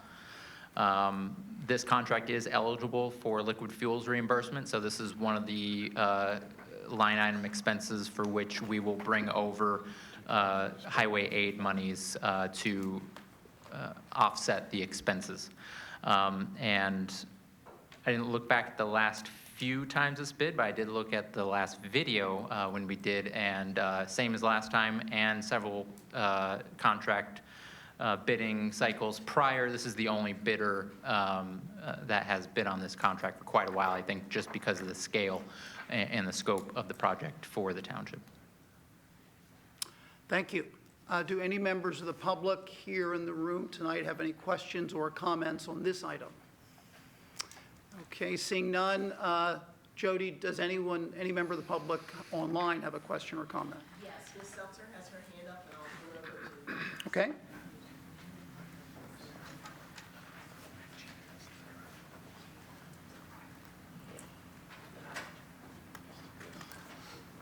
Hello. Yay on streets, Adrian Seltzer, Wynwood. Yay on street sweeping. I just request that the street sweepers coordinate with the trash pickup so that they aren't scheduled on the same day. They have done that the last couple times. I did bring this up before, but since you're putting a new contract in, it's like really ridiculous for having them do this street sweeping when we have trash cans lining the street. There you go. Thank you very much for your attention. And I think you missed my point on the trash collection, but I'll write you a letter. Is the timer up, Jody? We don't generally do the timer. No, the 5-second timer, the new timer. All right, well, you have to demote me first. Okay, thank you. Jody, any other members of the public?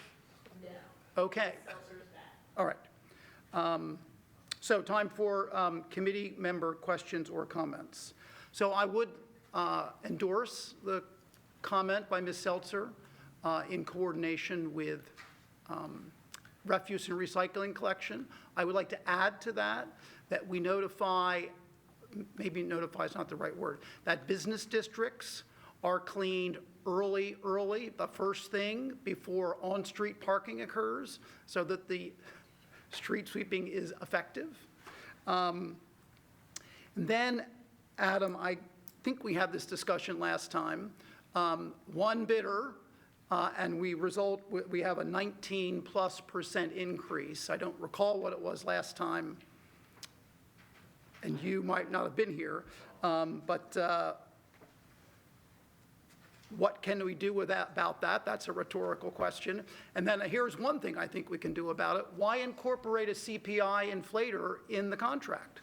Why not just say, this is the price, if you want to renew it in year 2, this is the price. And if not, go back out for a bid. Different ways to skin the proverbial cat, I suppose. I anticipate if you sign a 3-year contract without a CPI increase, someone will just increase their year 1 cost to you and just factor it in some other way.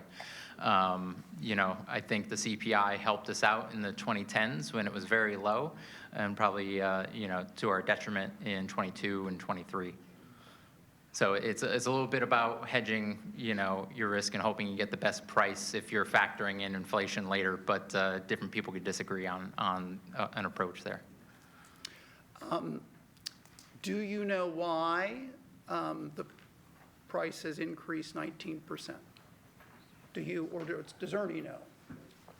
Well, Commissioner, coming off of a multi-year contract with the kind of inflation that we've seen over the last 3 years, you have to expect that the bidder is going to raise prices for a new contract. Between cost of equipment, we know that it takes 2 years now sometimes to get a piece of large equipment.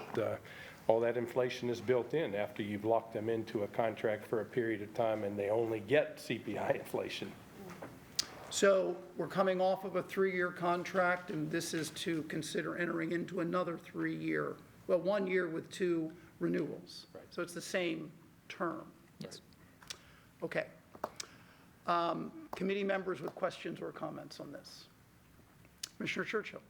I would just like to know from other commissioners if they have had complaints about the street sweeping service. A couple of years ago, we were very unhappy with it, but I haven't heard anything in my neighborhood of, great being irate citizens, so. Other committee members who wish to respond to Commissioner Churchill or respond in any other way to this item? And of course, if you do get complaints, then Public Works is the place to go. I do believe that Public Works makes sure there's an announcement that we send out, the Broadband Connect that we send out to homeowners in advance. So, all right, without any more questions or comments, the motion has been made and seconded. All those in favor, raise your hand. Any opposed? Any abstentions? Seeing none, Madam Secretary, that item also passes unanimously. Thank you. Okay, we're now on to item 3 on our agenda. This is not for a vote. This is for Adam to present the proposed 2026 budget and the 26 to 2031 proposed capital improvement program. He has a slide deck that's in our packet. Afterwards, after public comment, I guess I'm going to request, not I guess, but I am going to request that as I believe we have done in the past, I would ask committee members that this is the opportunity for questions primarily. Next Wednesday, the 17th, the 19th, we have the first public hearing on the budget with opportunity for public comment as well as commissioner comment. And then again, on the 3rd of December, we'll have public comment and commissioner comment and consideration of any amendments that have been submitted in advance. You all got an email from our manager today asking, not requiring, just asking, that if you have amendments, to submit them by a week from Friday so that they can be included in the agenda, which will come out the Wednesday before Thanksgiving for the following Wednesday, December 3rd. We did that last year, and that seemed to work, and we've done it, in fact, several years. And then again on December 17th, we will, at our last scheduled meeting of the calendar year, will be another opportunity for amending the budget. And doing so, and having a final vote on it. We won't leave the room until we accomplish that.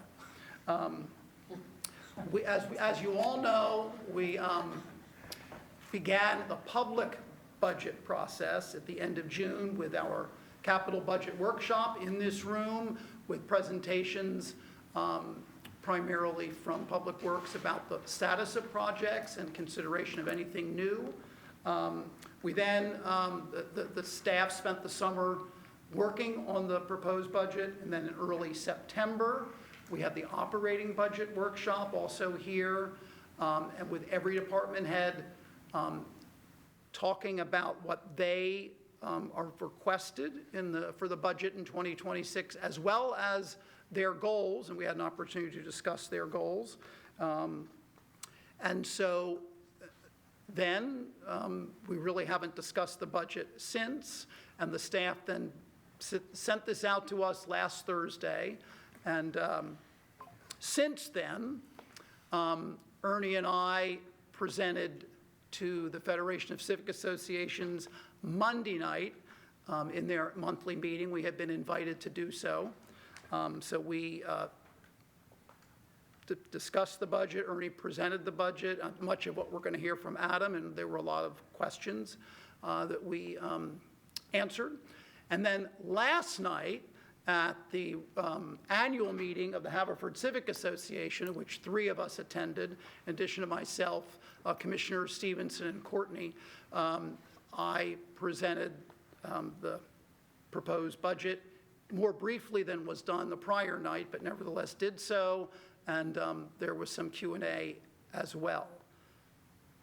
So at least for me, this is the 3rd night in a row to hear about and discuss the proposed 2026 budget. For the rest of the members of the committee, this may be the first time doing so, but you'll have civic associations coming up in the month of November in which to present and answer questions.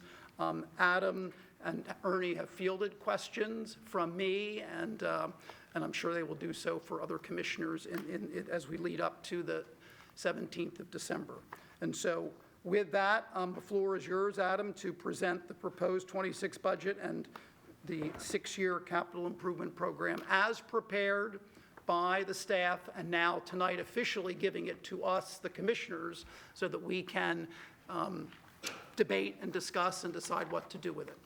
So, Adam, the floor is now yours. Thank you, Commissioner Zella. Believe it or not. As typical, here's the overview of our presentation with a recap of 2025 financial performance, a look at the proposed 2026 budget and CIP, updated financial forecasts, and next steps. So our current projections under the 2025 estimate column forecast $77.2 million of revenues and $79.1 million of expenses for 2025 in the general fund, which is a positive performance compared to budget by approximately $1 million on each side of the ledger. This would draw down fund balance from 24.4 to roughly 22.5 million by the end of 2025, which is approximately 28% of our fund balance. On the expense side of the ledger, or excuse me, the revenue side of the ledger, here's a little bit more detailing of that performance compared to budget, headlined by a partial rebound in our business and mercantile taxes compared to 2024. Our investment income is coming in higher than anticipated in the budget due to the fact that we anticipated several federal funds rate cuts at the beginning of the year, and they didn't occur until September of this year. Moving down the ledger, some of these items that did not hit the anticipated budget, like recreational programming and police services, are cost recovery, so they have associated positive performance on the expense side. Pool fees, of course, is owing to the closure of the Ardmore pool as that property is improved with the large community center renovation and reconstruction project. The healthcare PMIC refunds, our claims refund, as we've discussed, have been coming in above expected, which has drawn down that PMIC refund that we receive. I'll talk a little bit more about real estate taxes. On the transfer tax side, that is really the opposite of our investment income. We had anticipated some mortgage rate cuts throughout the year that hadn't materialized until just recently.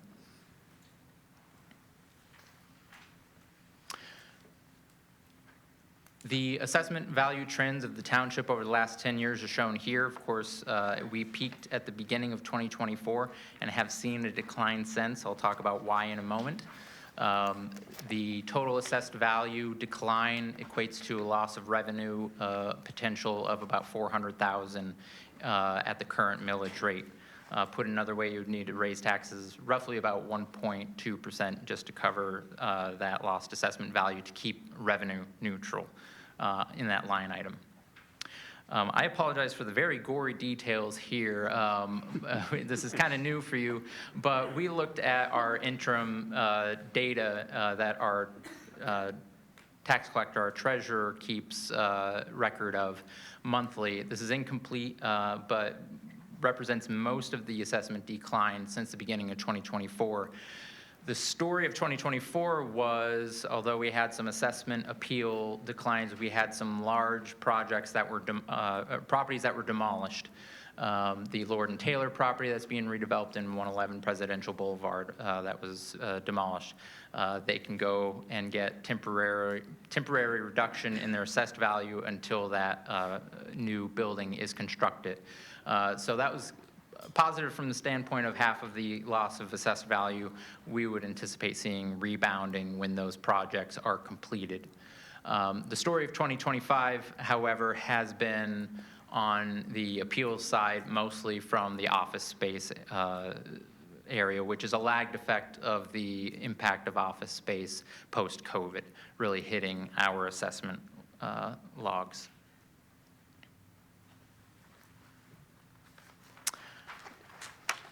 Looking at our expense performance compared to budget, most of our overperformance compared to budget is owing to higher police or higher position vacancies in the general fund compared to what we had anticipated, mostly from police vacancies. The utilities savings that we have here, we hadn't realized the full impact of the street lighting electric savings we would see from the LED conversions. It's probably the second last time you'll hear me note that, as our 2026 budget obviously corrects for that now that we have a full year of experience there. Professional technical services, we have a lag on several projects that will carry into 2026. On the bottom side of the ledger, we had higher materials and operating supplies costs, mostly due to road salt costs at the beginning of the year, and some emergent HVAC repair materials that were required beyond our typical HVAC repairs in a given year. The refund of prior year taxes is another piece of the appeals process. We at times receive court stipulations that reassess properties back a prior year. So we owe back not only the current year portion, but the delta on that prior year receipt. And last but not least, the debt service owes to the interest costs associated with our 2025 bond issuance in March of this year. Okay, so moving into the 2026 proposed budget, I want to highlight several trends, some of which we've already discussed in terms of the real estate tax appeals, loss in assessed value. The business taxes have partially rebounded. Based on a conservative estimate, we anticipate that we'll about hit where we are this year. We do have a higher than average audit principal, penalty, and interest collections this year. So that's, assuming a kind of trend line growth in some of our businesses and seeing some reduction, hedging our bets on our audit process from year to year. Down below, of course, the board is currently under consideration increasing parking meter rates from $50 cents an hour to $1 or $1.50 in certain select locations. We anticipate that would raise approximately $850,000 to $900,000 in new revenue in 2026. And last but not least, on the negative side, we're seeing additional reduced healthcare claims refunds due to our experience compared to actuals or estimated, and less cash on hand and lower interest rates driving a reduction in interest income.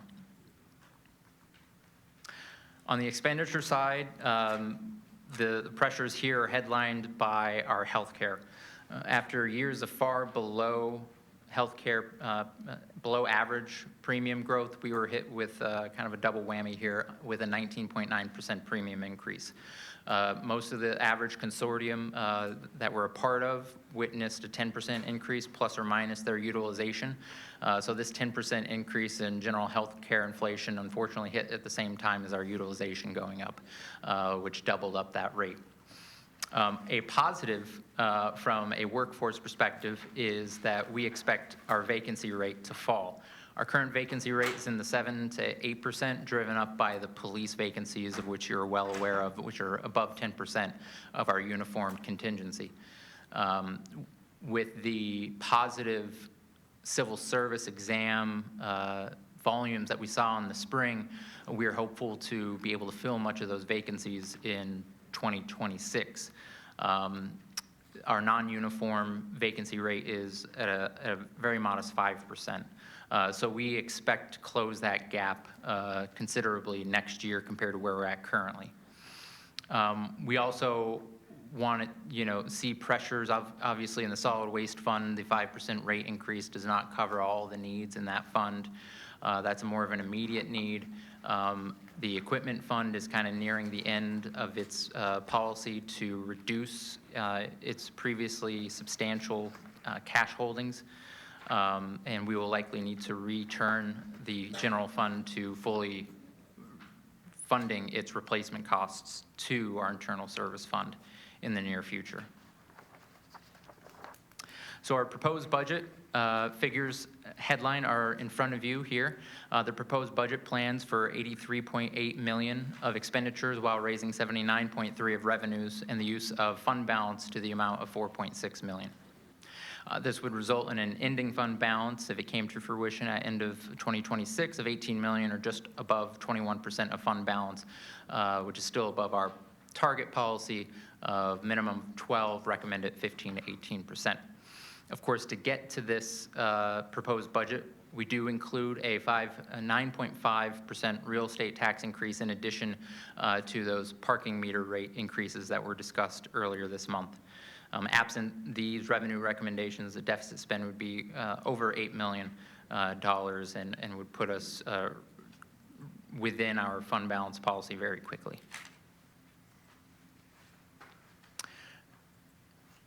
If adopted, a 4.886 millage rate would assess the taxes you see in the township column above based on assessed values.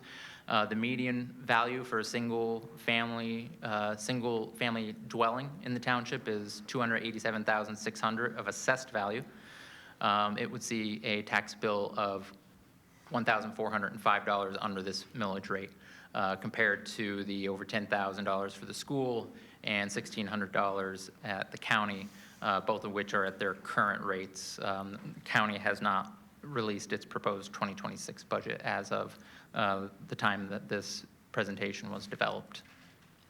From a year-to-year perspective, the median household would see its township portion of its tax bill at the beginning of the year go from $1,283 to just over $1,400, of an increase of $122.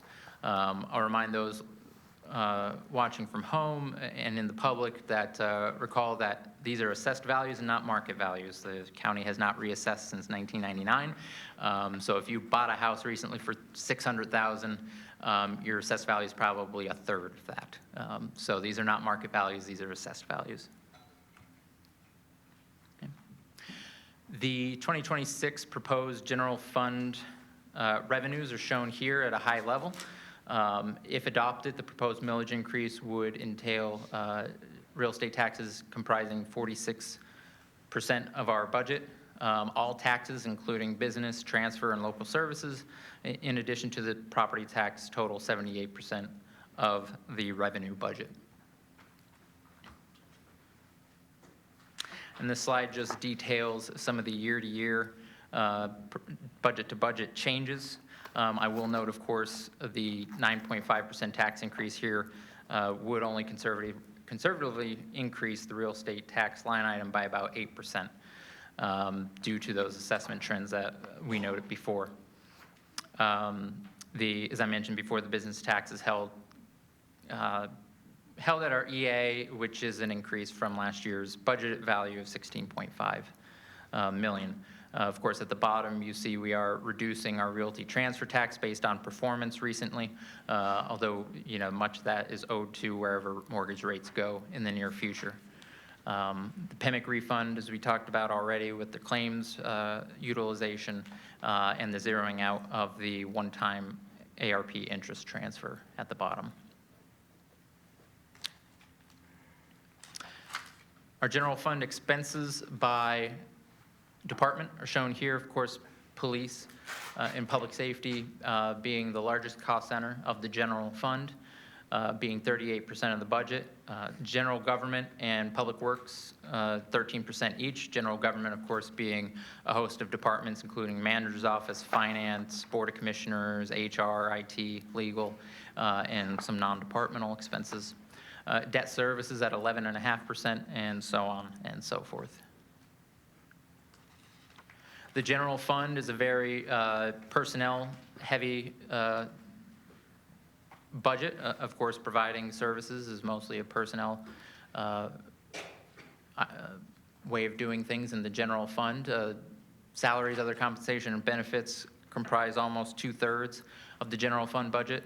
Debt service, again, 11.5%. Everything else comprises about 1/4 of our general fund budget. The expenses in more detail are shown here. I will talk about my asterisks in a moment, but net salaries and benefits are anticipated to increase 4.9% from 25 budget to the 2026 budget. Debt service is increasing as the cost of the 2025 bond issuance is in excess of the reduction in principal and interest in our remaining portfolio of debt obligations. Contracted services, that is increasing primarily due to the street sweeping contract that we are looking at. On the low side, most of it is the Axon records management system in the police department, excuse me. I didn't want to think that it was going up quite that much on street sweeping. But the Axon records management system is the first year of which we'll have that system in full utilization. Part of that was capital implementing that software in 2025. On the low side, the last time I'll mention utilities is right sizing after our LED conversion, and you'll never hear that from me again. And other compensation is mostly less reimbursable special duty expenses in the police department, of which we also see a slight reduction in revenues anticipated. I guess I'll address my asterisks because you're probably thinking, Adam, you just told me vacancy savings are supposed to decline. Why is it going up here? So when I looked at our employee benefits budget, which is really a budget unto itself, it covers everything from health care to payroll taxes, workers' compensation. What I had found is that it had effectively started to incorporate some savings in the healthcare numbers, even in addition to the explicit vacancy savings numbers we have here. That concerned me going into 26 because A, we have this huge premium increase and we might be reducing vacancies. So I went to the drawing board with HR and wanted to make sure that we devised an employee benefits budget that was the number if we had 0 vacancies for the entire year, and then relook at our vacancy savings assumptions. So everything being equal, that would increase our employee benefits number and increase our vacancy savings in a given year. So I know it's a difficult methodology thing to kind of wrap around because we're really looking at apples to oranges. But coming from the software world and my years gone by, when I did budgeting in software, that's the approach that the typical system had. And when we go to a new ERP system, I hope in a few years that's the way we're going to develop it, is based on the full position budget costs and then your full vacancy savings. So I will get off the methodology shtick because it's not anything you ever want to get too involved in. But it's also going to make my job easier in tracking our vacancies and our vacancy savings down to the payroll, per payroll rather than monthly or quarterly as our expenses are paid. And this slide just provides a little bit of text for the reading audience of the cost drivers I just noted in the last slide.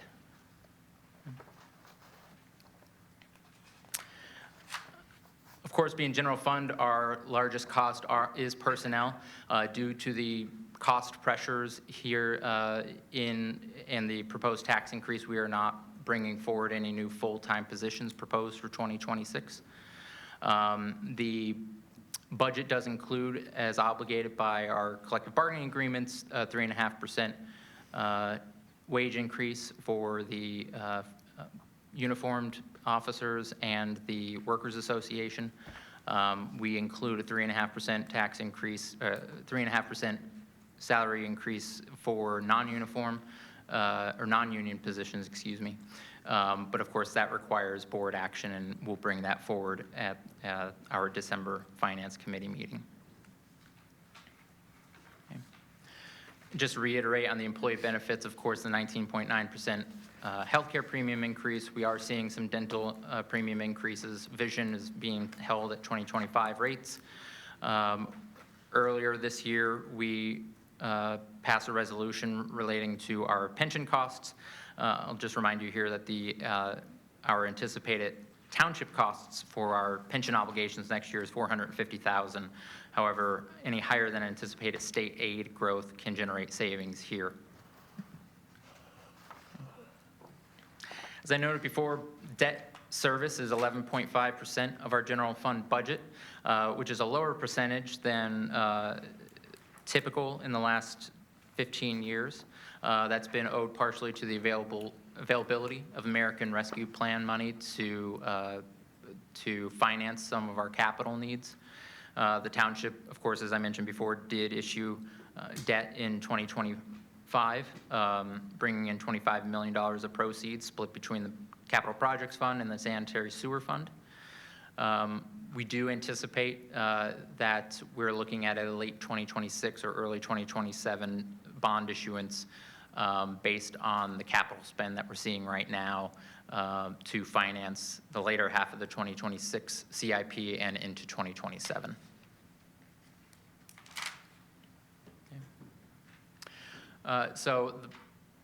This kind of recaps the operating general fund side of the budget. Of course, this is the process by which we turn the budget over to you. Some considerations, of course, is the headline 9.5% tax increase. We do include, as a measure to reduce the impact of the solid waste fund's financials on the general fund in 26, proposal to use some of our unrestricted ARP interest earnings one last time, this for the solid waste fund.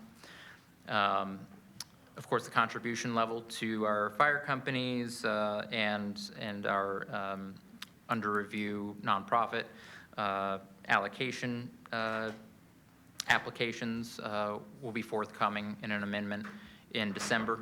And of course, anything that the board wishes to consider in its 300+ pages. Jumping into our proposed capital improvement program, across all funding sources, the CIP totals $64.3 million of capital projects township-wide. As we'll see here, only a portion of that would be required to fund with township monies. However, in similar conversation from our CIP workshop in the summer, these township costs and township obligations, if these projects are leaded and approved in amounts compared to their estimates, would suggest 20 to 25 million of new money borrowing for a 12 to 16 month period, as I mentioned, late in 26 or early 2027. This first slide, I have two slides here on our CIP costs. This is overall costs across all funding sources. So I will note that 9 of these 10 have partial or full outside funding sources, headlined by the Ardmore House 2 project, number 1 affordable housing. That $13.2 million is exclusively low-income housing tax credits received by the developer for that. The township provided some funding previously this year as budgeted from the Affordable Housing Fund and from our American Rescue Plan proceeds. So these projects, including all funding sources, the top 10 total $43.3 million, or roughly 2/3 of the total CIP for 2026. When we strip away all the outside funding sources and look at township costs, These are the top 10, which total $23 million of the $36.5 million across the Capital Projects Fund and the Sewer Fund. Again, with the Ardmore Community Center already underway, our playground replacement program, sidewalk installations, fire apparatus, much of that has been ordered 2 to 3 years ago, and we're thankful that we'll be finally getting some of those apparatus here this year. So we talked about the recent past and where we're going into the next year, looking out in the kaleidoscope out several years, as we always do. I have here before you some of our assumptions for our baseline financial forecast, which is, as you know, typically a pessimistic forecast. We hold tax rates at the 2026 proposed rate throughout the projection period and build in some of the assumptions that you see here. If those projections came to fruition, our 2027 ending fund balance would possibly dip below our 15 to 18% recommendation. And you see here the additional funds that would be needed under these scenarios as we go out in the years, depending on the level of fund balance in our policy that we are considering. Of course, in the past decade, we have had a habit of beating our revenue budget. Good budgeting, you usually want to beat it by up to 1% on each side. So this slide presents to you our fund balance trajectory with some more optimistic scenarios. Right, best case is we beat our revenue budget by 6.4% annually, which is the average of the prior 10 years, and then some kind of more moderate projections.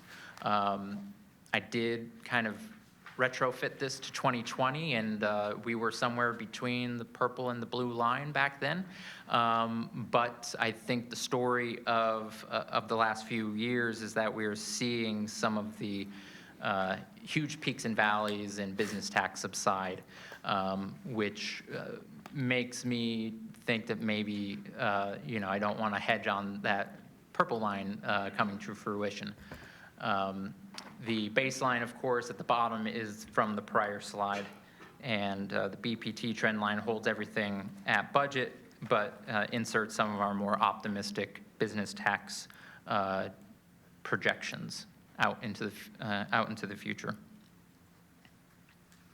So as I mentioned, the township continues to outperform its general fund budget, but some of the drivers of the substantial revenue overperformance witnessed earlier this decade have largely subsided, which has led us to consider this proposed tax increase that we bring before you this evening.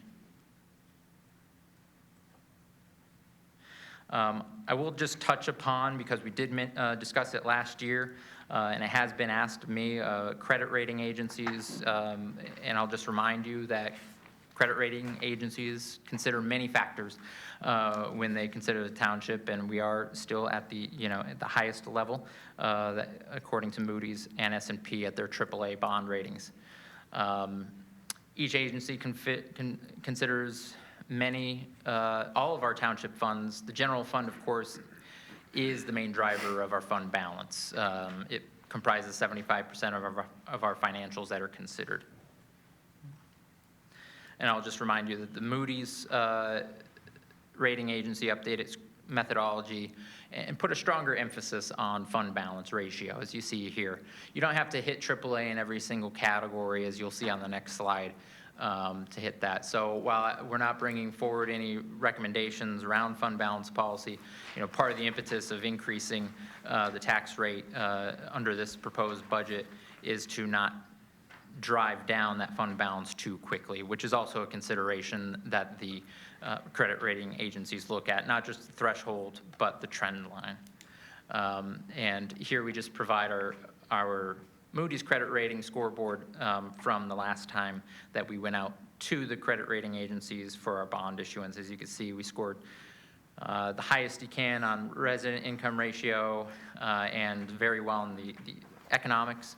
And at the time, very well in the available fund balance ratio. We're always going to score here 1 to 2% percentage points higher than our general fund mechanically for various reasons. The 2024 audited financials, that available fund balance ratio, according to their methodology, was 28.9. So that will dip down into the AA rating for that particular metric. But as you see below, like many municipalities, it's very hard to get a AAA on the scorecard indicated outcome. They look at the strength of our local resources, our assessed value, our resident income to notch us up to the AAA. Very few municipalities in the country can score AAA just on the scorecard alone.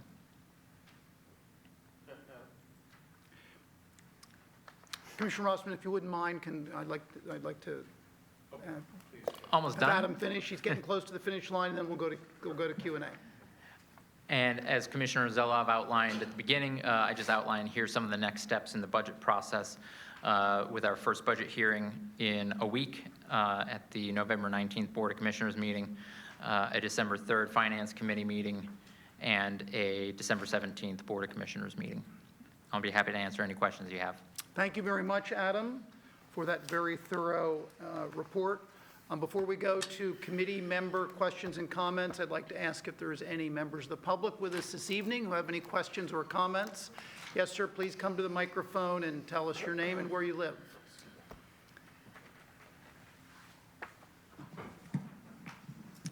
Thank you, Commissioner. My name is Paul Gottlieb, and like Ms. Seltzer, I am from Wynnewood.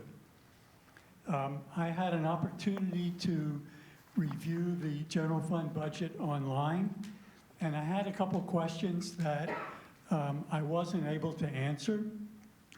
I don't know whether it would be of value to have Adam answer those questions now. I can write them out if that would be the preference for the commissioners, if you'd like. But I wanted you to hear the questions, if I may.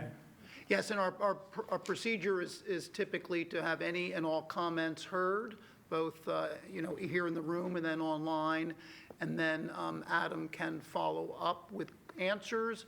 But if there's some details and some work he has to do, an email might be helpful. But let's go ahead and ask your question. I'm happy to email. That's not a problem. Great. So the first issue that I had, or the first concern, was the reduction in the assessed value. Adam did explain some of that in his presentation.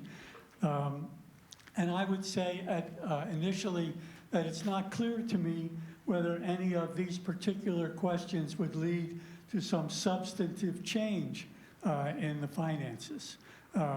There's no way for me to tell that at this point in time. But the document that you provided online didn't answer some of these questions that I have. So the second question is related to health insurance. The cooperative company that is in charge of the administration of the health care benefits indicated that the average among the users of that corporation for administration has an average increase of 6.5%. Adam indicated that it was 10. I don't understand a 20% increase in healthcare costs, and I would surely like to hear at some point where that comes from and why, despite the fact that you did say that we had benefited from lower rates going forward or in the past. You also mentioned in the document that there's a reduction in prescription rebates. I'm not sure, there's no explanation for the reduction in the rebates from healthcare. And I'm assuming those are rebates from prescription costs from the benefit managers. There's a mention in the document that the radio tower, which is clearly a piece of capital equipment, has been moved into the general fund. Again, there's no way for me to know how much that's worth, if it's worth anything whatsoever, but obviously there was some reason to move a capital piece of equipment into the general fund for some reason, and there's a financial cost to that. I would like to know what that is. In terms of borrowing at the end of the 2026 year, my understanding is that Moody's would use the ending balance from the 2024 year, 2 years down, and so the balance from the 2024 year, if I recall, is 31%. That's pretty good. It'll take care of some of that. Maybe it won't be in the AAA. Maybe it'll only be in the AA or whatever the next one down is. But still, we're not, if the borrowing is done in 2027, that would have a different impact, quite obviously. So it would make some sense, I think, to borrow at the end of 2026 with a 2024 ending fund balance of 31%. The other question that I had, there's a mention of an estimate increase in workers' comp claims. There's no mention as to why that is. Workers' comp claims can be, you're self-funded, I'm assuming, for workers' comp, and so that could be off the wall or it could be nothing at all. But why you would assume that there would be an increase in workers' comp claim is not clear. And then my comment, and not a question but a comment, is if you have a financial policy that says that the ending balance should be somewhere between 15 and 18%, and the current ending balance estimated at 28.5, according to the documents we just looked at, is a substantial difference between what you have proposed and what the staff has proposed. And the increase in the taxes is quite substantial. As a taxpayer, I would seriously object to a 9.5% increase. And I thank you for your time.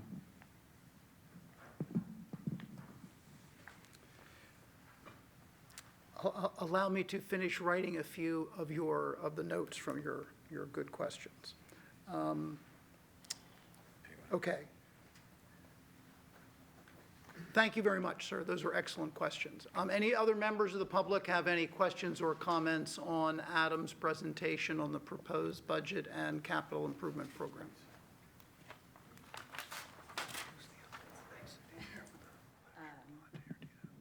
Hi, I'm Shannon Amiot, Wynwood. I guess my biggest question is, how do you measure the impact? Right, a lot of this is based off of GDP, contracts. How do you measure the impact of, for instance, like the Ardmore Community Center? Like how will the impact of that be measured? How are other infrastructures and their impacts on other departments being taken into consideration? Like you're talking about increasing property taxes, increasing, potentially decreasing the health benefits of employees, and you're not hiring any other staff other than police in the coming year, which sucks to hear because I wanted to work for the township. So to outreach and education, for instance, with the solid waste, outreach and education could promote the township programs that subsidize like composting, right? There's a new composting program in Lower Marion right now being implemented. So being able to educate people about that and measure how many people are taking advantage of it by funding outreach and education more proportionately with, for instance, the police department, you may see decrease in crime because you are investing in other forms of community support and education. So I know that that's a huge change. Like I think in response, Sinai already kind of said like this has been years in the works. Like these budgets have already been decided upon almost before this approval, like to change it fundamentally and to equally fund our departments or more equally fund our departments would take a pretty huge overhaul. And I think that to transform and change kind of the collective narrative and rhetoric around these issues, we would have to talk about measuring the success of these programs differently And that has a lot more to do with outreach and education than it does legislative or enforcement or judiciary revenue. So my question is, how are the other forms of civic engagement and public service being measured? Thank you. Are there any other members of the public here with us this evening who have any questions or comments? Seeing none, Jody, are there any members of the public online who have questions or comments? Yes, Ms. Seltzer has her hand raised. I'll go over to amendments.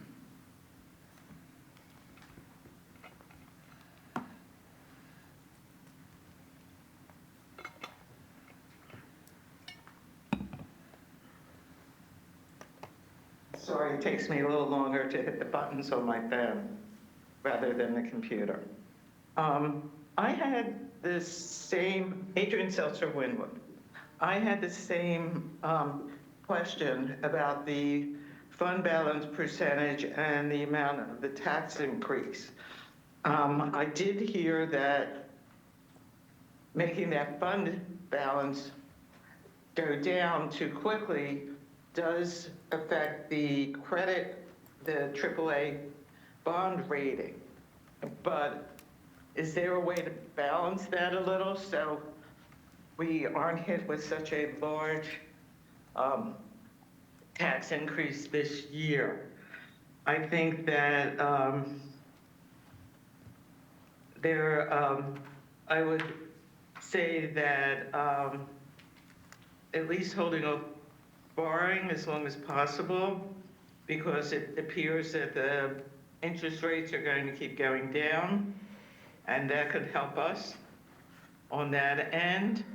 I saw the big deal about that Lauren Taylor's was demolished, but there's a whole building going up in its place. Is that going to be taxed at a lower rate than Lauren Taylor was, which was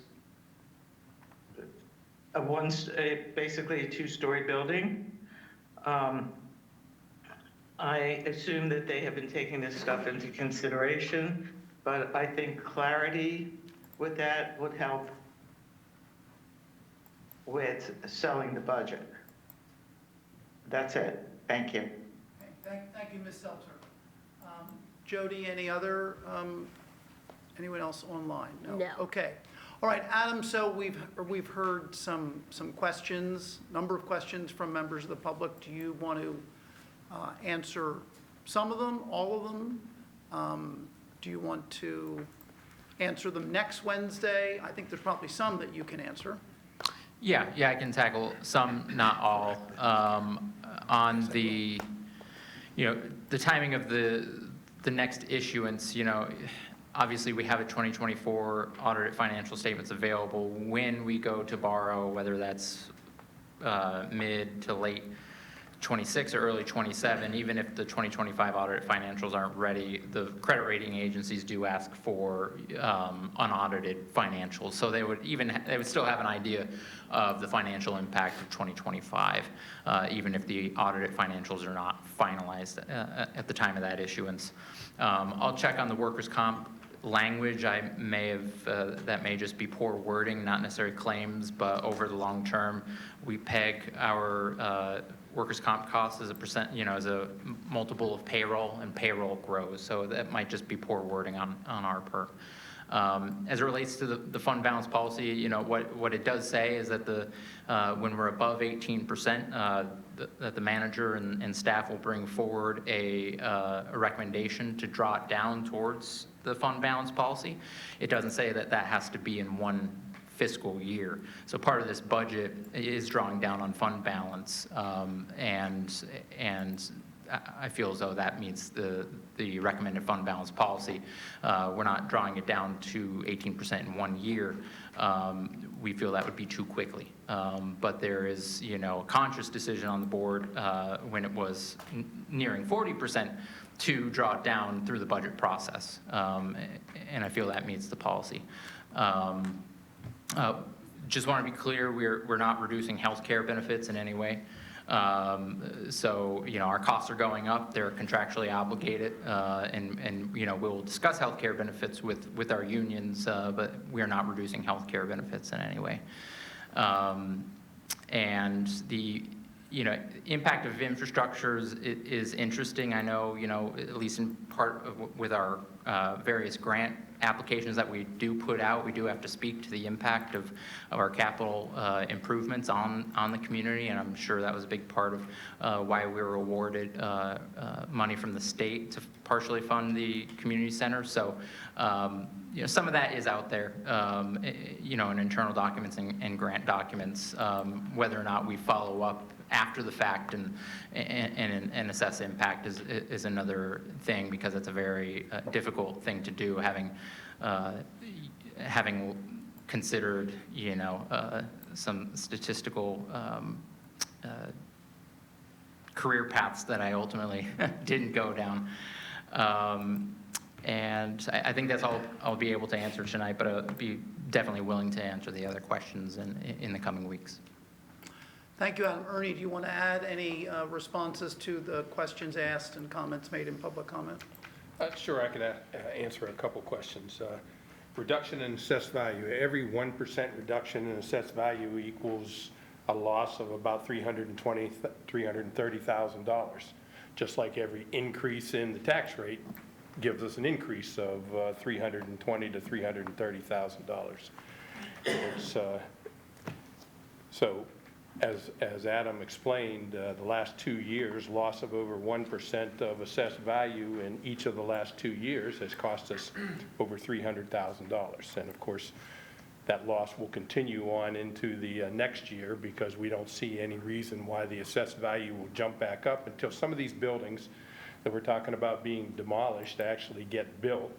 And that's not going to be until 27, 28, somewhere maybe even 2029 for some of these projects. Health insurance, there's, in terms of the health insurance, the 19% plus increase this year is after a 10-year period where we've had basically less than 3% increases on average every year. And what's happened is that the actuaries do the calculation of what your expected losses will be based upon prior year's trends, and we ran in 2024 107% of expected. We are running in 2025 at 110% of expected. So the actuaries look at those two numbers and then throw in healthcare inflation of 10%, and that's why we're seeing a 19% increase. As we pay the 19% increase in the future for our health care, 80 cents of every dollar goes into a claims fund that is administered by the program on behalf of the municipal entity. So much of that increase will go into a claims fund, and if we have a better year in 2026, we'll be back to receiving a substantial rebate again in 2027. The rebate we're talking about is not prescription pharmacy rebates. Those are built in as an assumption into what we pay in terms of premium and what we pay to the companies that provide our coverage. These rebates are actually, we pay for our claims. So in a given year, if our employees have a great healthy year and we don't have a lot of health insurance claims, the following year we get a rebate of every dollar that's not spent in our claims fund for that given year. These aren't the pharmaceutical rebates you hear about coming from the drug companies. Radio expense wasn't moved from capital into the general fund. It was moved from fire over to police, who are going to start assuming control and responsibility for the radio system, because they're becoming the primary user of that backup system, as opposed to our fire companies that now pretty much all operate on the 800 megahertz system. I believe Adam answered the others. Okay, thank you both. It's now time for committee members to primarily ask questions about the presentation and the budget. And so I'm going to start. Adam and Ernie, where can members of the public find this budget? We've had some members of the public tonight who've clearly done some homework, and other members of the public who wish to do so. How can they get the information? It can be found under the Township Finance Department website on the left-hand side. If you go to the Finance Department, there are various sub-pages, including adopted budget and the proposed budget, past budgets, audits, and so on and so forth. And are there hard copies at our 6 libraries? There are, yes. For those who wish to do that, I recommend focusing on the 29-page budget message prepared by our manager, because it's a great detailed summary of where we've been and where we're going. And a lot of what Adam spoke about and presented is in that budget message. All right, so I have a few questions. We did hear the comment or the question that for those other, I guess primarily municipalities that are in our healthcare provider system, that their increase is 6.5% as a general inflation category, not a utilization category, and ours is we've been told more like 10%.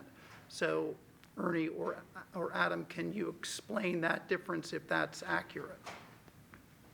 I'm not sure where that 6.5% actually comes from. The average increase in the PMIC program was well over 10%. In fact, the actuaries struggled this year to keep everyone's increase below 20%. So I'm not sure what that 6.5% is referencing. So Adam, the member of the public who asked the question, is here, but you don't get a second chance. So you will next Wednesday and then 2 weeks after that. So if you could find out more about that question. Thank you, Adam. Ernie, you sent us some information not that long ago that the legislature is considering doing something that is long overdue, which would be increasing municipalities' ability to charge the local services tax, which is a meaningful budget line on our revenue. Can you tell us about that?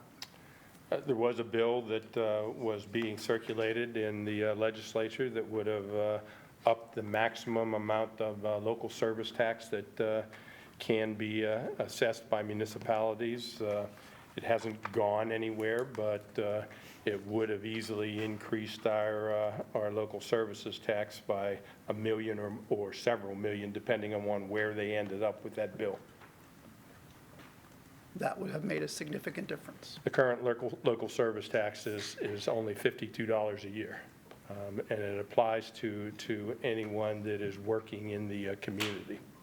Was it increased last about the same time as our parking fees? Well, actually, local services tax came about in more recent years, and it's had its change of names over the years, but no, it doesn't go all the way back to 1999. Okay. Adam, on page 33, slide 33, if I'm understanding this correctly, you say the best case for beating total revenue is the average of the last 10 years? Why wouldn't the best case be what occurred in the best year over the last 10 years as opposed to the average? Because there was a year or two when business privilege tax revenues were significantly higher than what they had been running. Why isn't that the best case? Because that's a single year event, right, and the average speaks to multiple years, and what I'm doing is I'm putting that across multiple years. So although we beat the budget maybe 19% at one point, that was only 1 year, and I'm factoring this across several years. So that would assume that we would have the best year that we've ever had and keep having that, and that would probably, we would adjust our revenue budget at some point, and that would change. So, okay. So this is just taking the average of the past 10 years and saying, if we beat our budget by that much on the revenue side, largely owing to the business privilege tax and somewhat on the transfer tax, that's where we would trend. Okay. Thank you for the methodology change for accounting for the calculation of the true costs of vacancies, which is not only salary but benefits, that going forward makes a lot of sense to me. And I thank you for the CIP presentation, because CIP projects, ranking them by total cost and then ranking them by township dollars only, are two very different rankings and very important for us to understand, because not half, but 45% of our capital expenditure is grant funded. And so that's very important as we understand our capital expenditures. So I think that's it for my questions. So thank you. Other members of the committee who have questions on what's been presented by Adam this evening? Commissioner Gilda Kramer. I don't know if you're going to be able to answer these questions off the top of your head, but if not, I'd appreciate it if you could send us the answers. How much does each additional police officer cost, including salary, benefits, vehicles, equipment, everything that would go into the package? That's my first question. The second one is, how would lowering our fund balance to the 21 to 22% that's proposed by the end of 2026 affect Moody's scorecard and what our likely rating would be? And I know this is also hard to answer, and I wouldn't expect you to answer this off the top of your head, but how would a lower rating, if we were to get a lower rating, affect the rates that we might have to pay with a bond issue?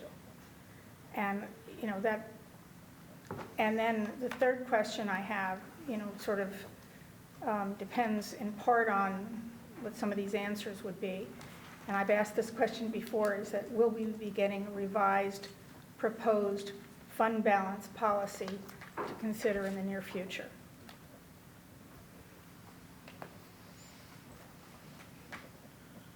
Most of those I will have to follow up on. I expected that. The fund balance policy, if it is a board priority, we will review it. Okay. Ernie, do you want to answer any of those, or do we want to I mean, there isn't get a one response back to? There isn't one answer for the cost of a police officer. If you're talking about a new officer just being hired, they come in at a lower rate, and it takes them 5 years to work their way up to full wages. So a new police officer coming on, and again, it varies depending on whether they have a family or are married,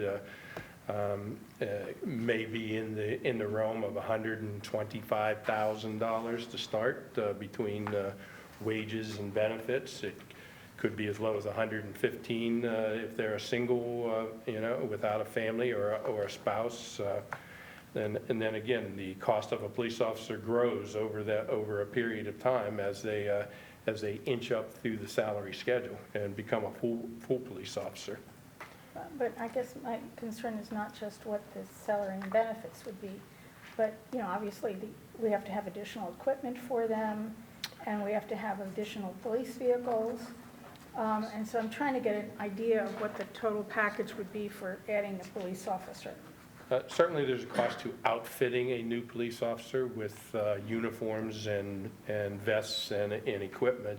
We don't buy new police cars just because we have new police officers. We have the fleet we need to man the department that we have. So you have an authorized strength of 136 police officers, and we have the fleet that can accommodate 136 police officers. But you do have to buy them uniforms and radios and all the equipment that goes into them. Some of that may still be here, the radios from when we were fully staffed. If they've been replaced along the way, would still be there, but you got to buy them uniforms, you got to buy vests that fit them, and all those sort of expenses. Okay. Thank you, Commissioner Kramer. Other committee members with questions or primarily questions? Commissioner Burnham. Thank you very much, Commissioner Zella. And I would thank you for the presentation. Extremely well done, and enjoyed getting it in advance, as well, so we could try to digest it. So let me ask a couple questions, if I may, and you may have to educate me.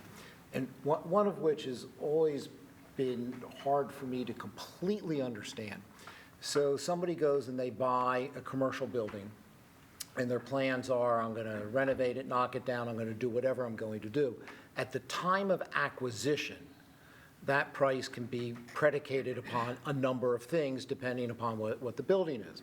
You know, the MAIs that are out there, you know, will give you the various methodologies of evaluating commercial property. Sometimes it's predicated upon, you know, NOI, net operating income. Sometimes it's predicated upon other factors that are there. But each and every time this occurs, or maybe I'm overstating it, there's the acquisition of building for some renovation purposes, and then there's an reassessment of dropping the costs, or dropping for tax purposes. And that assessed value always seems to be lower than the purchase value, right? Because it's not done as the same. They're saying, we're looking at the future, and then in the future when we renovate it, if it has additional income or NOI changes, then maybe the value of our building changes, and then up goes the tax consequences. We don't handle those challenges when it goes through. That's handled, I think, through the school board, if I'm not, and their council, if I'm not mistaken, that does it.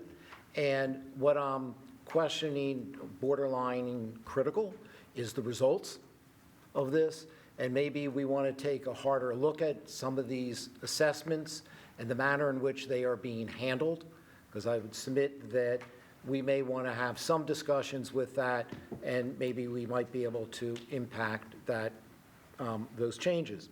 In the realm of office space, yes, the pandemic, people were working at home, and therefore maybe that changed the paradigm as how office buildings were operating, and they had less occupancy, and therefore that drops all that income while the expenses may maintain the same. Office rental rates in this area have not decreased. They have increased, right? Now, so the supply and demand concept there seems a little bit inconsistent with the fact that the office building prices are going down. I bring that out again. We may want to explore this to see if we could take a look at the reason for which these assessments are decreasing. The next topic, and it's been discussed here regarding the insurance premiums, and correct me if I'm wrong, part of this increase is because of our application for the need of insurance benefits, and that has substantially increased, and predicated upon that is the risk assessment and thus the increase in the costs. Do I have that fundamentally accurate? Like a nod will do. Okay, because then I can follow up. Do we know why, and this may not have any specific answer, why we're having within the last 2 years this increase? Is there some, you know, it's not I'm saying, you know, we need to, you know, check our drinking water, but, you know, do we need to, you know, is there something, some commonality about this that we want to look at? Because it's a significant, unusual jump, right? So some cause and effect as opposed to coincidental. Also, if I may, if we're just doing this scatter shot at you to give you homework at this hour, the concept of our fund balance policy, I actually recollect when we didn't have one. And so it was that, you know, put at 15 and 18 and really hasn't modified. But we've noted that the rating agencies are more comfortable with a very higher significant fund balance than we have. So when there are times that people are critical and saying, well, you have this policy of 15 and 18 and you're at 24, you know, we'd rather have, you know, the money in our pocket, not your pocket.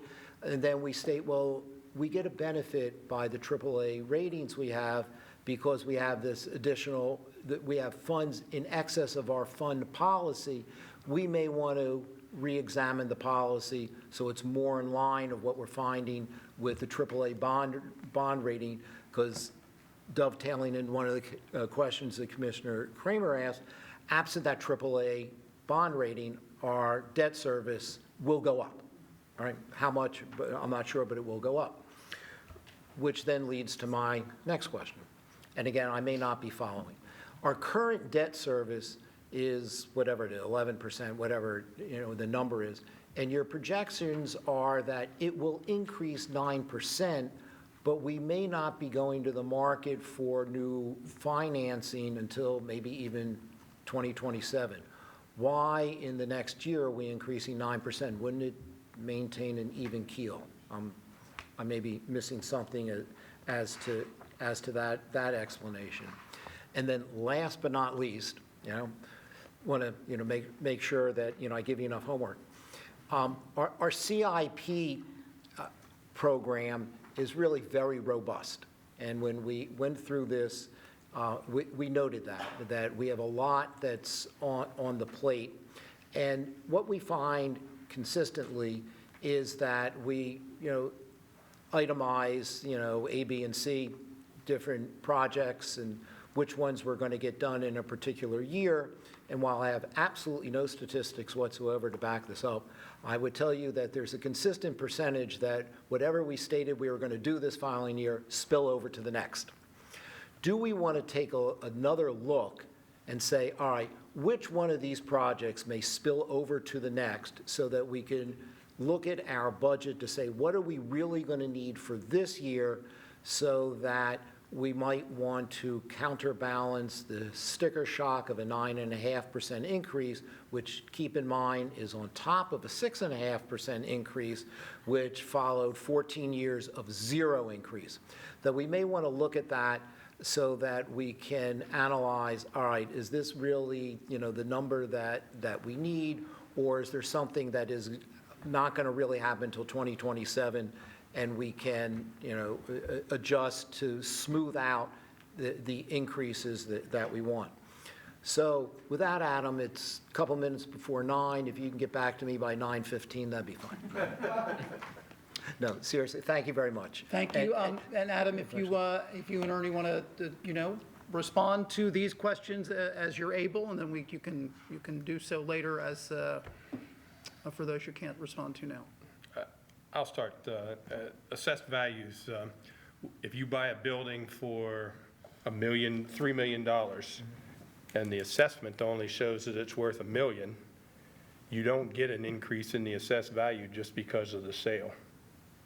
The only thing that happens when you buy a building, regardless of what you paid for it, whether you paid what the assessed value says would be market value, or whether you paid well over market value or under market value, the only thing you get in terms of an immediate change in assessment is those renovations you said you were doing. So if you go in and renovate the building, then the county assessment office will tag an additional assessment on based on the value of the improvements you made. We send them our building permits, and they know exactly what you reported you put into your new building. So if I may, I know you don't want to go back and forth. Let me just, in residential reassessments, that I know because I've seen it occur, that one of the questions will be, all right, well, you just bought the property for X and you're trying to lower that reassessment. That becomes a factor in there. So that was the element that I was questioning why that isn't in commercial. So I just bring that up, but maybe we do this offline. I don't want to take up more time here, but I appreciate that explanation, Ernie. And I would just add that in terms of watching, every appeal of an assessment is given to both the school district and to the municipality. So we get the records of assessment appeals, and an attorney in Gil's office watches those. Right. And coordinates with the school district, who takes the lead on fighting major assessment appeals. They don't get involved generally in minor residential assessment appeals, but they do take the lead in appearing and contesting, in most cases, major assessment appeals. We can talk more about the whole assessment process offline. The healthcare costs, the cause of the increase really are the fact that we had some employees who had some very serious health issues, and multiple employees, because what happens is, like I said before, we pay claims, but we have reinsurance, so that we pay out of our claims fund only in 2025, only the first $85,000 of every claim. That will grow to $90,000 in 2026. Reinsurance takes care of anything above that. But when you have a series of a lot of claims that go up to the $85,000 limit or close to it, then you deplete your claims fund. And that's why it's running at 107% in 2024 and 110% in 2025. What's driving those claims are really mostly pharmaceuticals. It's some of the very specialty drugs now that treat cancers and other forms of serious injuries that are very, very expensive. And then, as I've relayed, weight loss drugs. The Wegovy and Mounjaros and the weight loss drugs that are costing our program over $700,000 a year these days for weight loss. So we need more treadmills. Yeah, you know, and of course, you can't change your coverage without negotiations with your union. So that is a target that we will be talking about with our union negotiations in 2026 for 2027. 9% increase in debt service is just, it's not another increase of 9% in debt service for 2026. It's really reflecting the debt we incurred in 2025. And the way a bond issue is, you don't pay a full year's debt service in the year in which you issue the bonds. Next year, we'll be paying a full year's worth of principal and interest on the debt. So that $800,000 that in additional debt service is what we'll be paying continuing on out for the 2025 bond issue.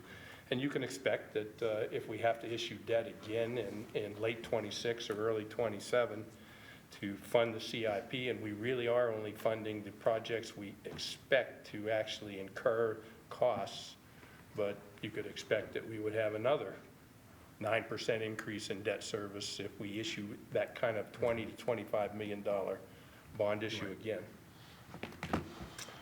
I'll leave the rest to Adam or to a later discussion. Adam, anything you'd like to add? Although it doesn't show 25 versus 26, I will point out in the sinking fund section of the budget document, the last page of it shows all remaining debt issuance principal and interest payments. And you can see, although there's level debt across 20 years, you know, we have a suite of issuances that are retiring in a given year. So that 900,000 increase reflects the net increase for the general fund of reduction in other debt costs and the addition of that first full year of the 25 issuance. Okay. Well, thank you very much. And now we know why we have these gentlemen as our manager and CFO. Thank you. Other committee members with questions on the budget and the presentation this evening? President Sinai. Thank you, Commissioner Zella. So I think this has been an extraordinarily thorough presentation. I think our previous CFO was known for his thorough presentations, and this is more thorough than that one, in a good way. I think this is terrific. And so I mainly want to respond to the public comment, because the woman in red sweater made a comment, that the question that I don't think she got an answer to. I wanted to address it. Which was a question of, really, can education and outreach, substitute for, spending on the police department or something like that. And I think what we're seeing is a reflection of the fact that the accounting categories that we use for our budget don't map into the activities. And so, for example, our police department does a bunch of education and outreach. We have an issue with electric bikes and scooters, and so they're doing an education and outreach program for that. They have crime prevention workshops. They do, Citizens Police Academy. Yeah, Citizens Police Academy, right? So I think within each of these categories, I mean, the point's well taken, which is like, we should be thinking, creatively about how to address things rather than just throwing money at the old ways of doing things. But I do think we do this more than was recognized. And then I think I need to respect Commissioner Zelov's your point that we should have discussion later. There are just two things I think we need to, one thing we think we need to recognize. I think we need to recognize that the assessed base of our commercial office properties is actually declining in the township. There are lots of reasons that rents might not go down even while vacancies are going up. Or property values are declining, and the property values are declining for office for reasons that we all know and we don't need to belabor. In a responsible commercial property owner is going to take advantage of that to lower their assessment. They're not going to continue to pay higher taxes when they can convince the court to give them lower tax base.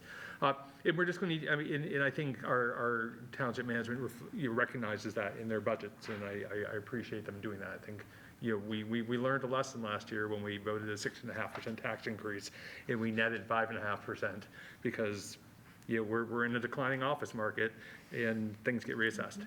And then the other, I can say this because everyone on this board knows that I'm deeply in favor of having a healthy fund balance. Right, and it's important to me that we maintain our double, AAA credit rating. But because this is something that I know a little bit about, it's hard to know exactly what the difference in borrowing costs are between a AAA and a AA because it changes over time, right? So it's not static. But today it's 20 basis points. So to put that in context, it's AA costs are 4.05%, AAA are 3.85%. That's 20 basis points on a $20 million bond issue. That's $40,000 a year. If it were interest all the time, but it's declining, so it'd be less than that as you go forward. So that's $40,000 we would like to save and not spend, but that's like the magnitude that we're talking about. It's really hard to reverse engineer a rating agency's rating methodology, right? So you're never going to target it exactly, but we should be careful of this. We should be really mindful of this. Anyway, thank you very much for this terrific work. There's a lot of work this year, and it's a difficult year. Thank you very much, Commissioner Zola. Thank you. Other committee members with questions or comments? Okay, as we've discussed, you'll have many opportunities coming both in this room and with those who contact you and with your civic associations. And the staff, Adam and Ernie and Brandon, are always available to answer questions that come up. So with that, thank you, Adam, for that very thorough presentation. And we will keep moving with tonight's finance agenda. The fourth item is for the committee to consider recommending the advertisement of an ordinance for the 2026 tax levy and appropriations. So I will move that the Finance Committee recommended the Board of Commissioners authorizing the Township Secretary to advertise notice of intent to adopt an ordinance imposing a levy for general revenue purposes on all taxable real estate in the township in the amount of 4.886 mils, increased by 0.424 mils on each $1 of assessed valuation, adopting an annual budget and appropriating specific sums estimated to be required for the purposes of municipal government for the 2026 fiscal year, and approving the 2026 to 31 capital improvement program. Is there a second? There is from President Sinai. Next would be to call on Adam for an explanation, because this is not what it appears to be. In that, so I'm going to just say, this is to make, to set a tax rate and budget that can be amended in either direction by this body between now and December 17th, as we have discussed. So, but Adam, tell us more. I think you said it best. Okay. We are advertising the budget and the ordinance to adopt that said budget and the tax levy. And that is because, as a municipal government, we have to provide notice and advertise. And so we have to put a number in, but that for the budget and tax rate, but that does not in any way mean it has to be the number we end up with on December 17th. floor nor ceiling. It is not a floor, it is not a ceiling. So, are there members of the public here with us tonight who have questions or comments on this item? Seeing none, Jody, are there members of the public online? Yes, but no one has their hands. Okay. Are there committee members with questions or comments on this item? Again, this voting in favor does not mean you support the tax increase as proposed. Okay, seeing no comments, all those in favor, please raise your hand. Any opposed? Any abstentions? Madam Secretary, that was the easiest item tonight. That passes unanimously. Oh, I would take a note. I did have a comment on this item. On page 53 of your packet, there's a very good all-fund summary. I recommend that you take a look at that and understand it, because we talk about many different funds that we have, from the general fund to the equipment fund to the solid waste fund to the capital projects funds and more, and they're all listed, starting point, money in, money out, and ending balance. So it's a very, very, I find it a very useful chart. Okay, with that, we're going to move on to item 5, which is what we call the deficiency ordinance. So I'm going to move that the Finance Committee recommend to the Board of Commissioners authorizing the Township Secretary to advertise notice of intent to adopt an ordinance to amend ordinance number 4302, which was adopted on December 18th, 2024, making a change in certain appropriations, some of which has proven to be larger than needed and some to be insufficient, and authorizing the proper township officers to make the required transfers from and to appropriations heretofore made of receipts not heretofore estimated. Do I have a second? I do, from President Sinai. And I'm going to ask Adam to not only explain, but to give us some more detail on the 5 funds that are listed in the draft ordinance. Yes, so this ordinance effectively is a process by which we look at the estimated actuals for 2025 and compare it to the budget. And if there are any appropriations in excess of the original budget, this authorizes the use of additional appropriations elsewhere or unappropriate fund balance to make up the difference. Going down the line, the Special Revenue Fund, its deficiency is owing to the fact that we received more state aid for pension plans and for fire relief than anticipated, and we have to pass that through, so that's an additional appropriation compared to budget. We are also in the process of spending down prior year CDBG Community Development Block Grant allotments. So that explains Special Revenue Fund.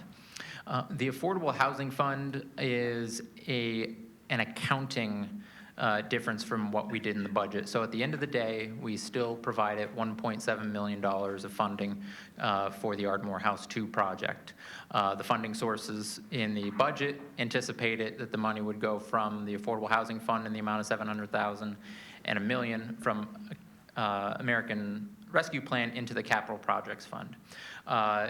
When it came time to provide that funding from an accounting perspective, we decided it was better to move that money all into the Affordable Housing Fund and send it out as a contribution for our accounting of that contribution. So that we still provided $1.7 million towards that project as we anticipated.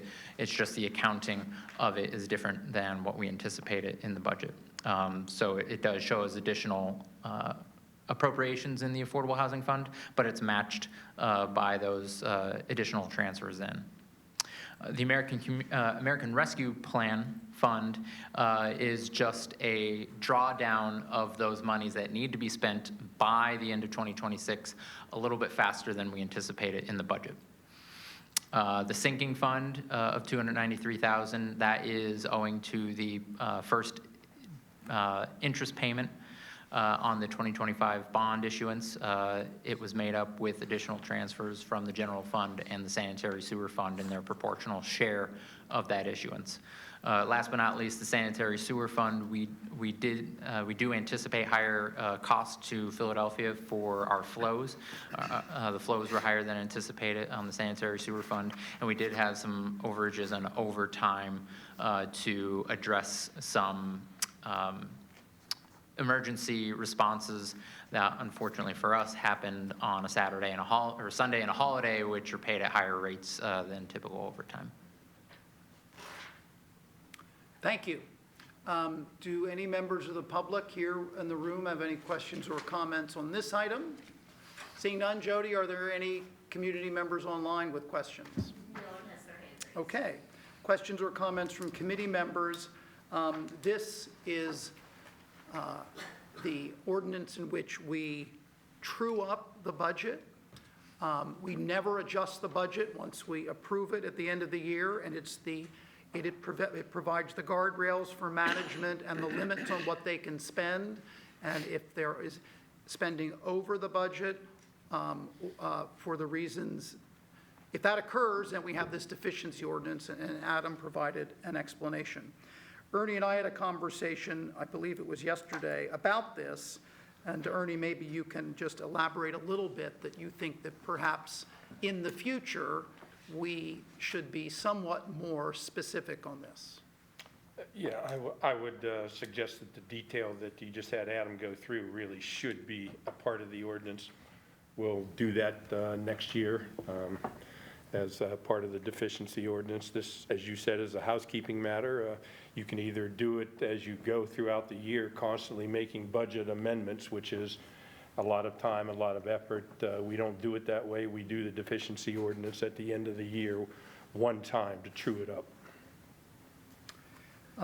Thank you. And I would not call it a housekeeping matter. I think it's important to understand that when funds come in or go out beyond what we've authorized, that there's an explanation. You'll notice that the general fund is not on this list and never is, because spending never exceeds what we authorize in the general fund.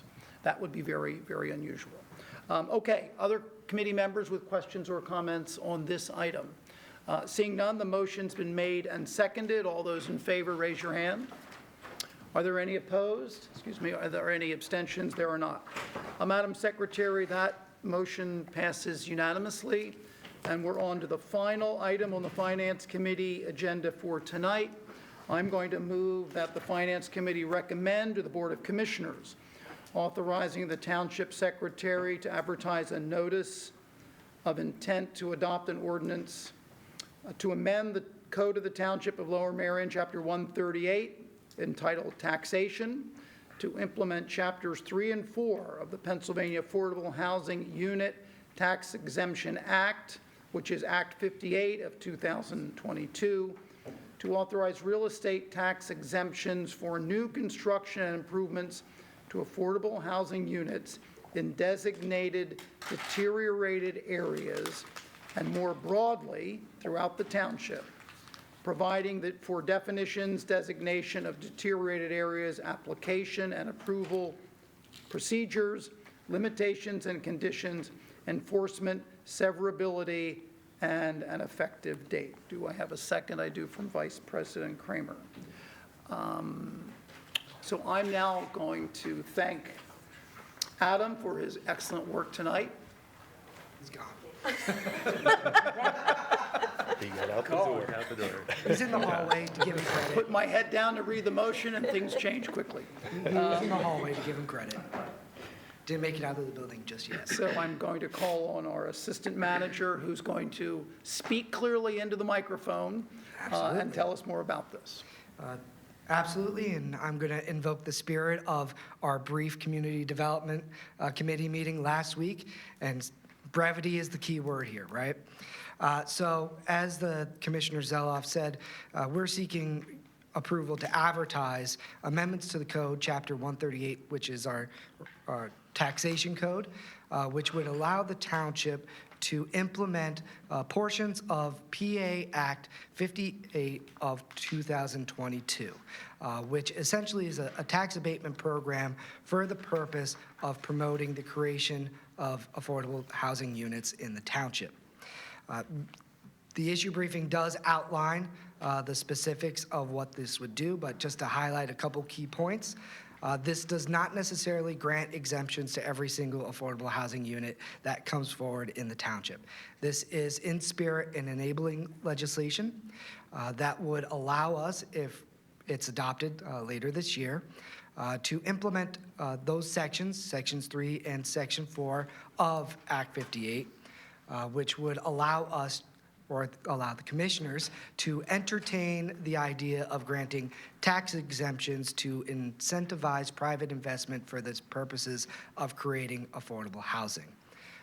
If this does get enacted, every single application that comes forward would have to come before you all and would have to be voted on individually.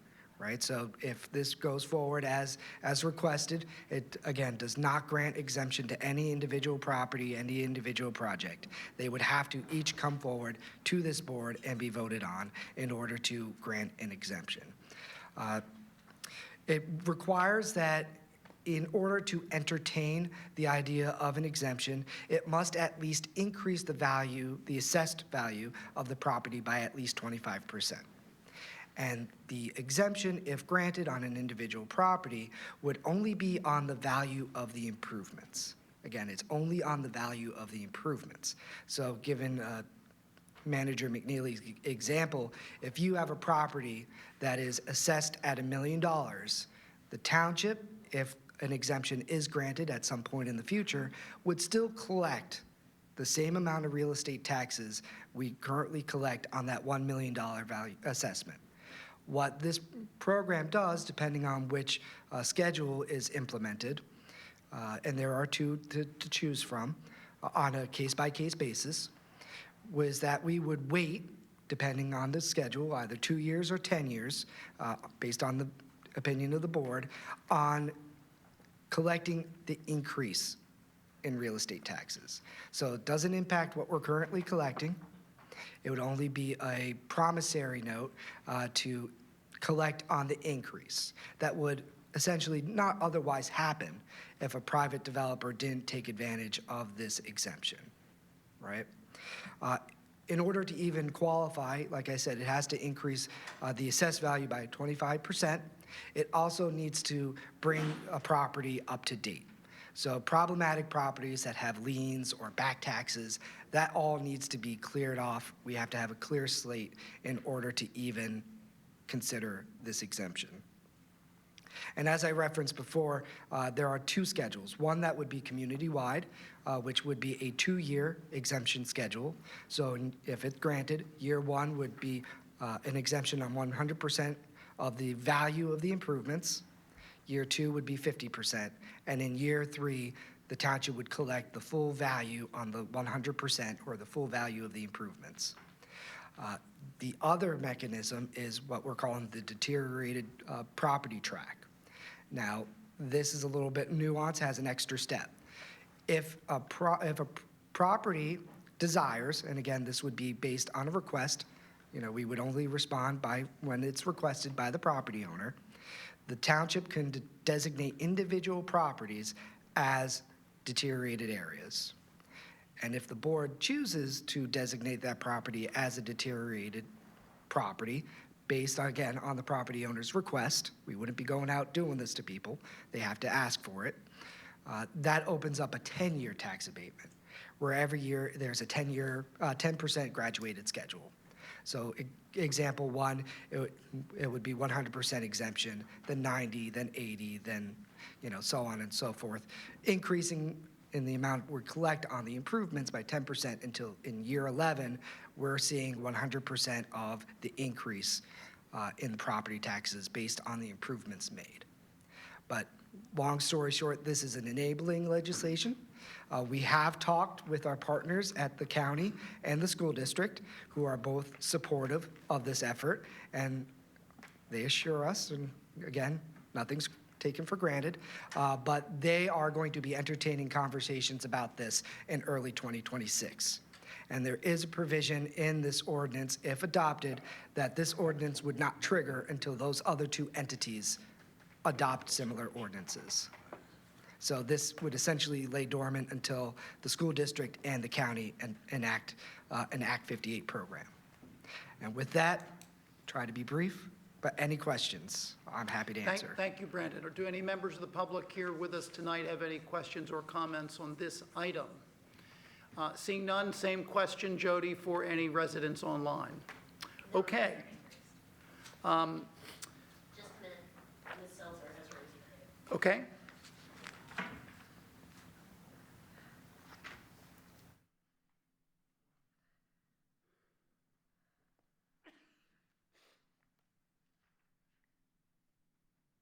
Here I come.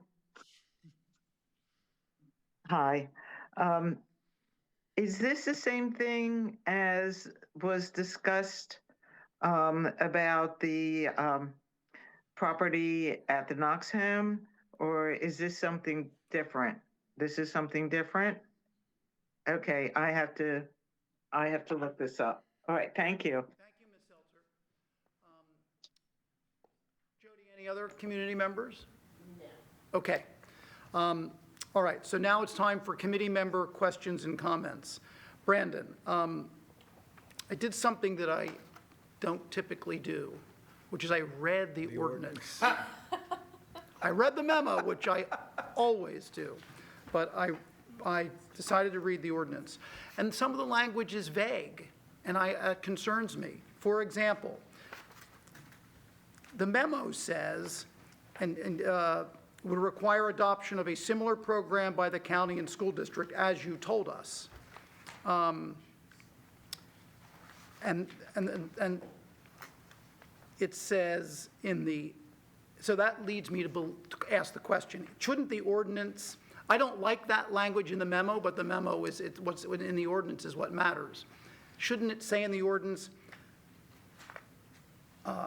approved an identical ordinance by the county and school district? That's the bottom of page 2. Because what if what they adopt is slightly different in terms of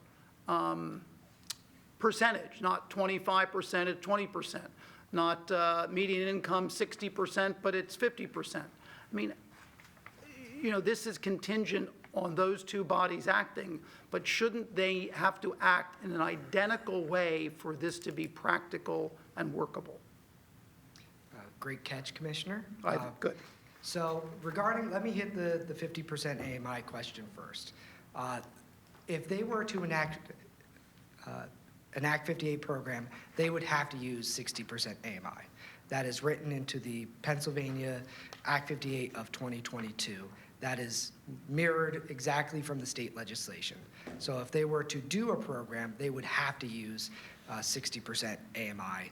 There is no alternative to that. They can't reduce it, they can't go lower, they can't go higher. They would have to establish it at 60% AMI. Regarding a mirror image program, that is a point of conversation that we've had with our friends at the county and the school district. I don't want to speak for the county, but in our conversations with the county, they are primarily interested in the 2-year program, which is I'm going to use the word community, but it's a county-wide, right?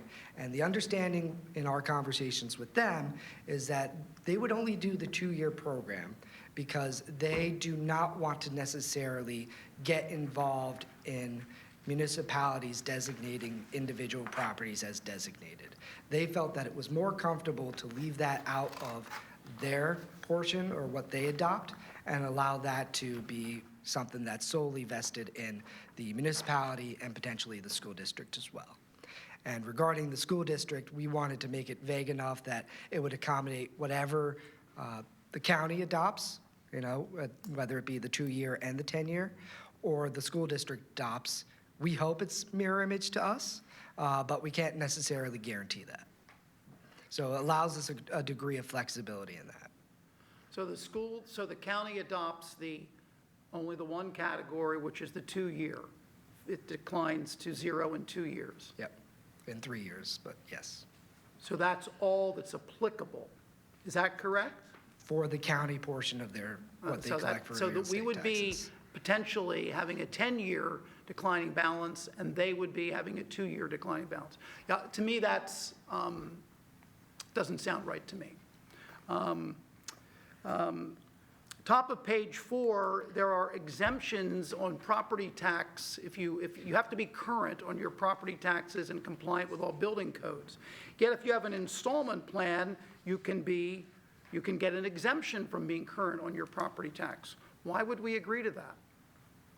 And an installment plan could be, you're going to pay $10 a year for 1,000 years. I mean, it doesn't define it, and it seems to me that it's there's an exemption that could provide a loophole that is not appropriate. I don't like to use the word loophole, but I can't at the moment think of another word. And then it goes on to say, that if we designate an area, a significant percentage of properties are vacant, underutilized, or exhibit physical deterioration. Well, what's significant to me may be different than what's significant to you. Shouldn't it be a majority, for example? Because that seems too loose a term for this ordinance. And then finally, there's a reference to serious violations that have not been corrected. Well, why shouldn't it just be violations that have not been corrected? Because what's serious? Again, serious is a general word to be used in an ordinance that's governing a tax abatement. So I express those concerns and ask that the language be tightened up.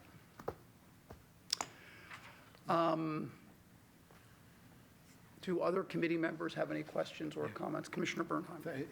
Thank you very much. And look, I think it's a great idea. And I was glad to hear you say that you've already reached out to the county and the school district, because that was going to be, and it still is, focal point of my inquiry. In reference to the county, I could see them being hesitant because I don't know how many other municipalities are doing this.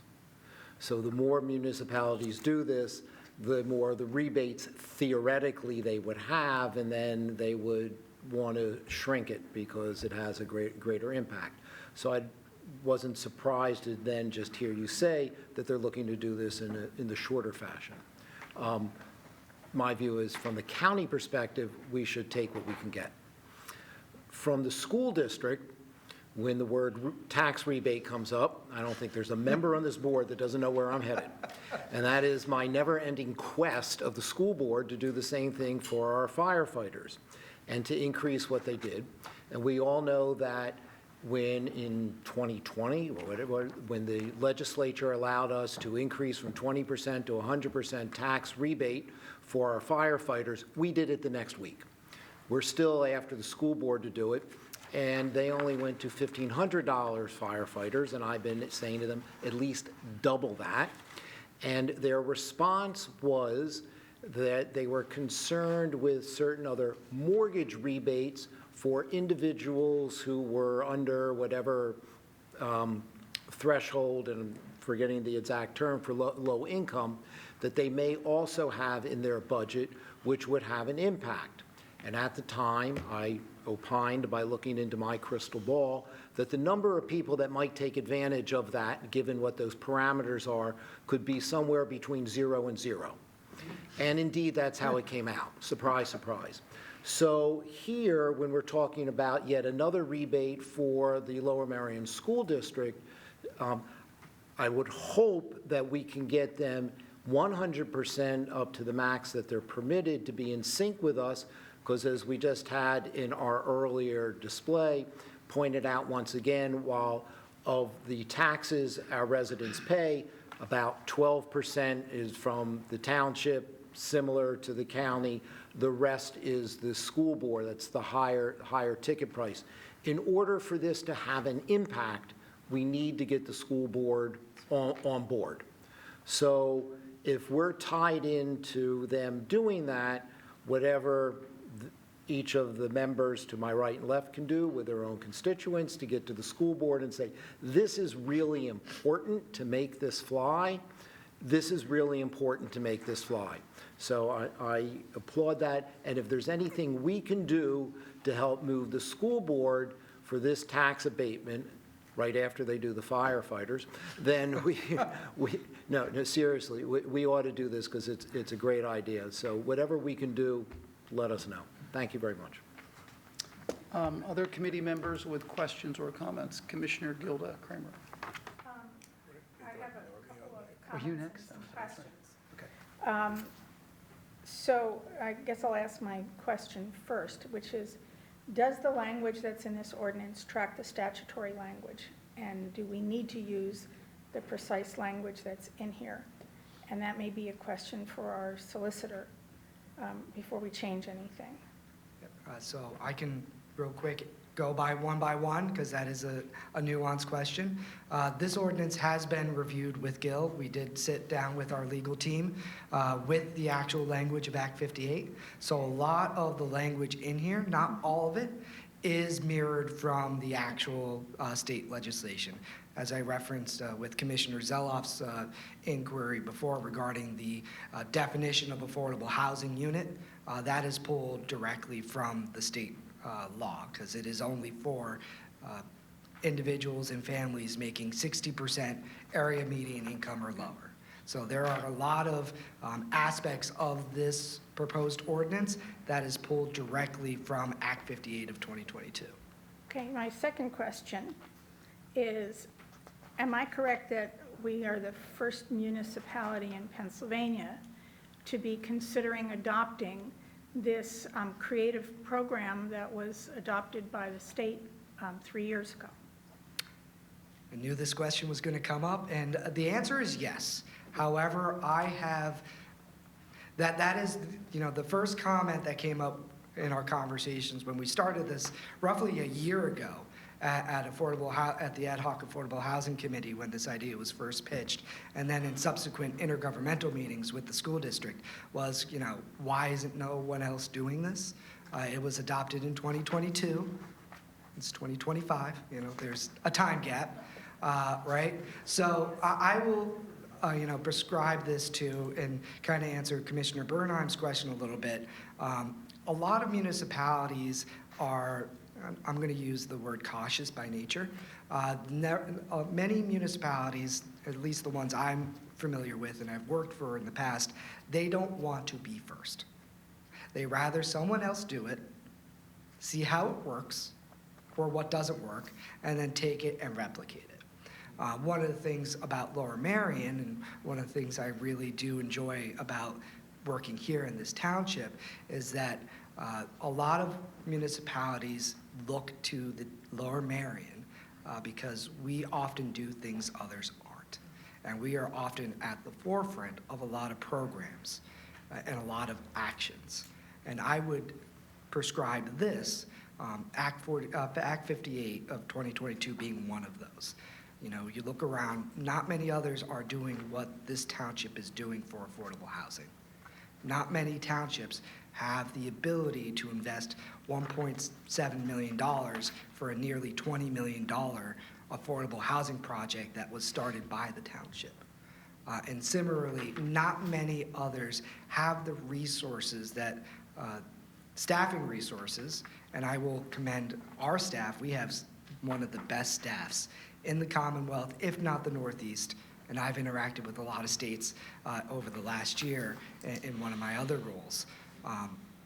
We have the capacity and the experience and the quality of staff here to really dive into something like this and really build a program.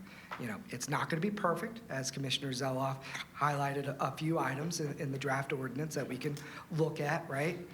But they don't have the capacity to do that. They don't have the ability to sit down and draft something from a piece of state legislation that people don't like reading pieces of state legislation, right? It's kind of like draft ordinances. But we sit down and we look at it and we build something that would make the commissioners consider it and something that would be worthy of the township. Okay, thank you. I'd like to now make a couple of comments. My first comment is that this is not a rebate of any shape or form, and to call it a rebate is the wrong thing. This is simply a deferral of additional tax revenue from the improvement of often deteriorated properties. And so this is an important new tool that will not only encourage affordable housing, but will also encourage long-term improvement of our housing stock in the township. And I want to say that, you know, I've been on the Affordable Housing Committee with Commissioner Zaloff and Commissioner Stevenson and Commissioner Kramer, Sean Kramer, that is. And I know that you have put in personally an enormous amount of work into this project, you and other staff as well. And I very much appreciate your hard work, your initiative, and the creativity to find a new tool and allow us to be at the forefront of coming up with new tools to use to improve the housing stock and the affordability of our housing stock for our residents. And I just want to say thank you. Thank you. Commissioner Stevenson. Thank you, Mr. Chairman, for finally recognizing me.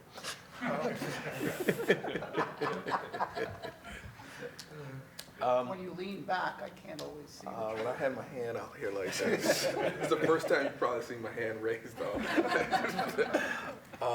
Thank you. Commissioner Kramer said a great part of what I was going to say, and that is I'm going to jump back and start with the manager.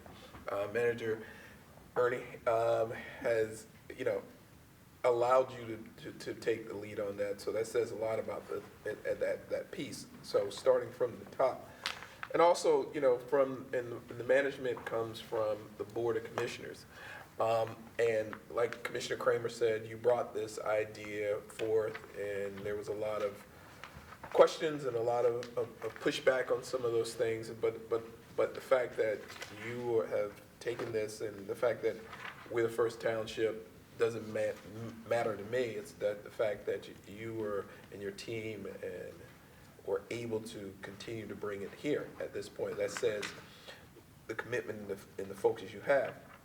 Having said that, you know, I will challenge the members of this body here and those who will come in January to not get butterfeet about this type of work. Because what I've seen in my time here is that people have championed this whole cause of affordability in theory. But when reality comes and where you talk about affordable housing, you talk about where it is, then all of a sudden the shift becomes that we like it, but we don't want to hear. We have to put it in certain places. And those are conversations that we've heard from our constituents, whether we want to embrace it or not. That's a reality not only in Lower Merion and everybody else. It's important to understand that the people who work here, the people who historically lived here for generations, who are now finding themselves priced out, should have the deservability to have the opportunities everyone else.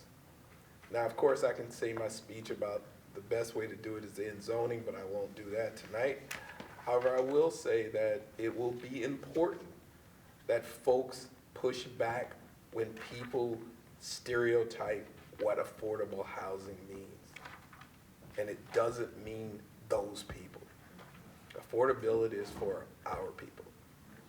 Thank you, Mr. Chair. Thank you, Commissioner Stevenson. Other questions or comments, Vice President Kramer? Amen to that, to Stevenson's comments, and I appreciate everybody's comments and agree with them. I especially appreciated Commissioner Zaloff's questions about, you know, the different pieces of language and that needed to be tightened up. But I do wonder about, under designation of deteriorated areas, I just want to point out that the Lower Merion commissioners would be the ones to determine what would be considered a deteriorated area. So I don't know how specific, how much more we'd need to tighten that up in this, in this given context, considering that future boards will be able to determine, to decide whether they want to apply that deteriorated area designation to a specific property. And we can talk about that later. But then I just want to, again, want to thank Manager McNeely for bringing Act 58 legislation to our attention for us to consider in the first place. And yes, specifically to Brandon for all the legwork that you've done on this, and for really leading the charge with the county staff and board, and with the school district staff and board.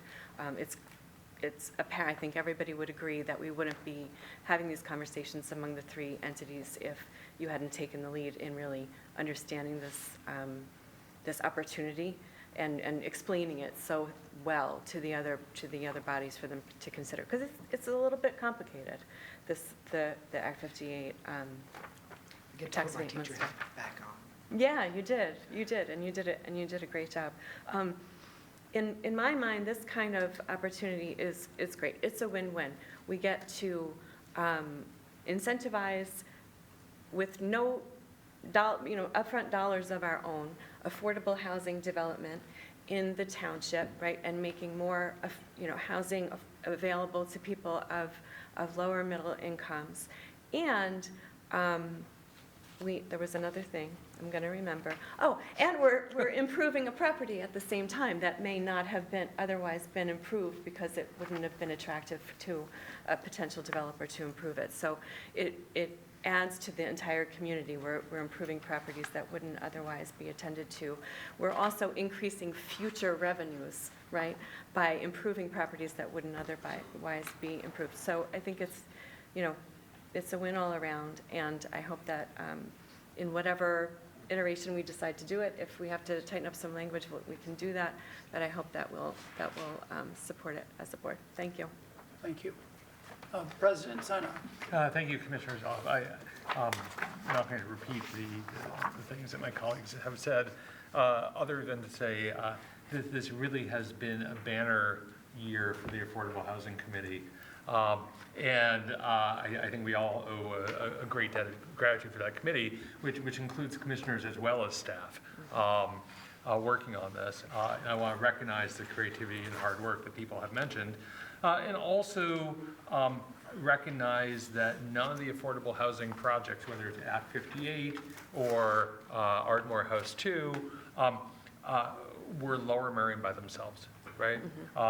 Like Act 58, we're only 10% of people's tax bills. It doesn't make sense unless the school district and the county are also on board.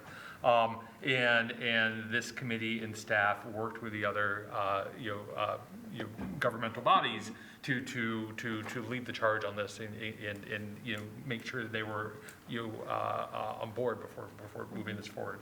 Likewise with Ardmore House 2, that involved a lot of different stakeholders, a lot of different parties, and that's just it takes so much time and it's so much work and it's so important. And I'm thrilled that we have this tool. I do have some real questions.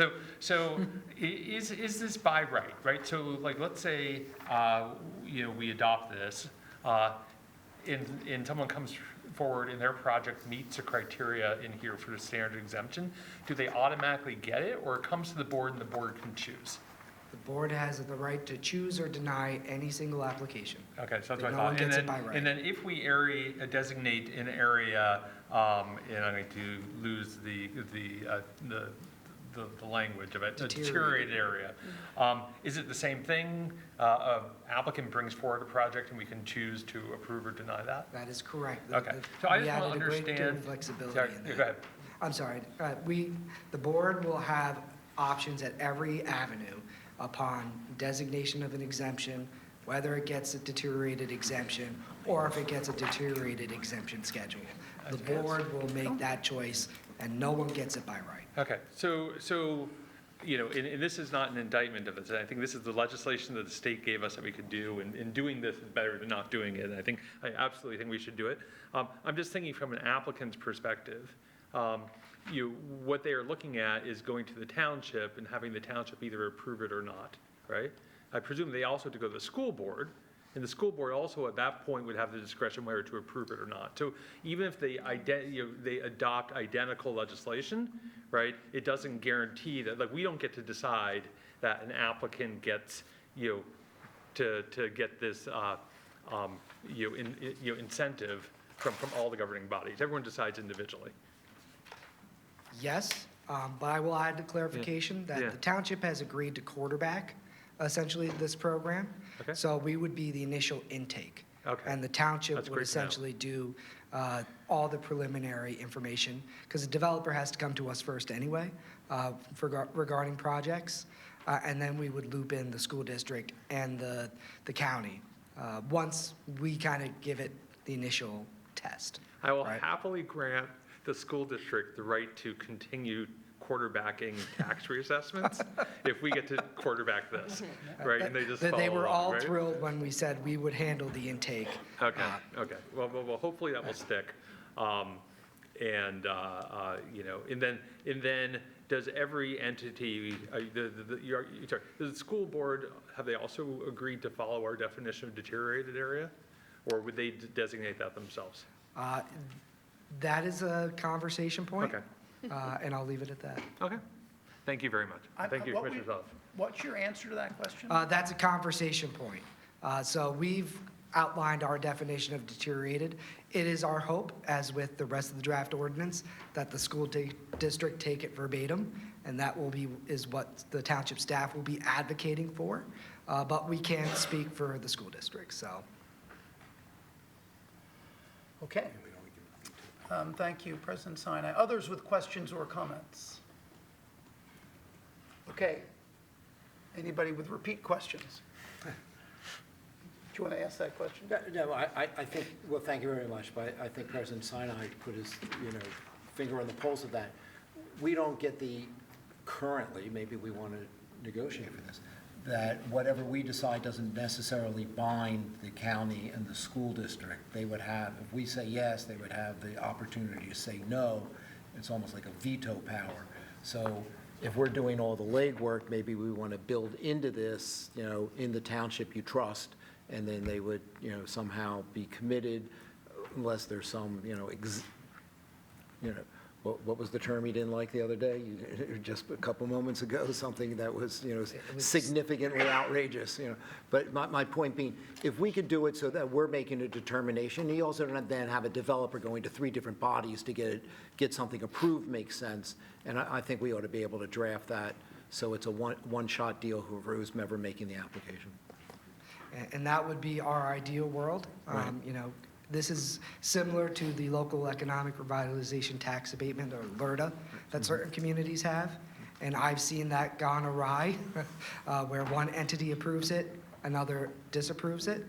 So there is a intentionally non-specific paragraph which allows the township to create rules and regulations once this program, if it gets adopted, which we would hope would streamline that process. So. Okay. All right. Well, we all identified the issue, and now it's up to you to pull it off. Thank you. Okay, thank you, Commissioner Bernheim. So I think the ordinance needs to be tightened up, as I've said. Just to be clear, I want to support this because I do think it's a very good idea. But I think the language needs to be tightened up. But you've also described a situation that I didn't understand, which is we do the work, and yet the other 2 bodies could say, no, thanks. We don't expect that, we don't want that, but the whole point of the language in here that says this isn't effective until the other 2 bodies also pass, in my view, identical ordinances, yet that still doesn't bind them. Correct. So I'm not sure that that's really what accomplishing the goal that I understood to be the goal.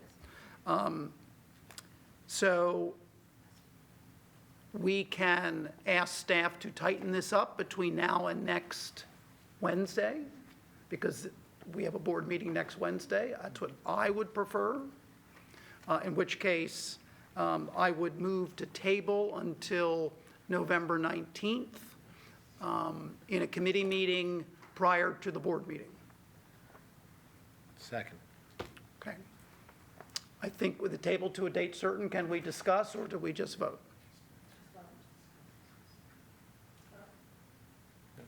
No, Ernie?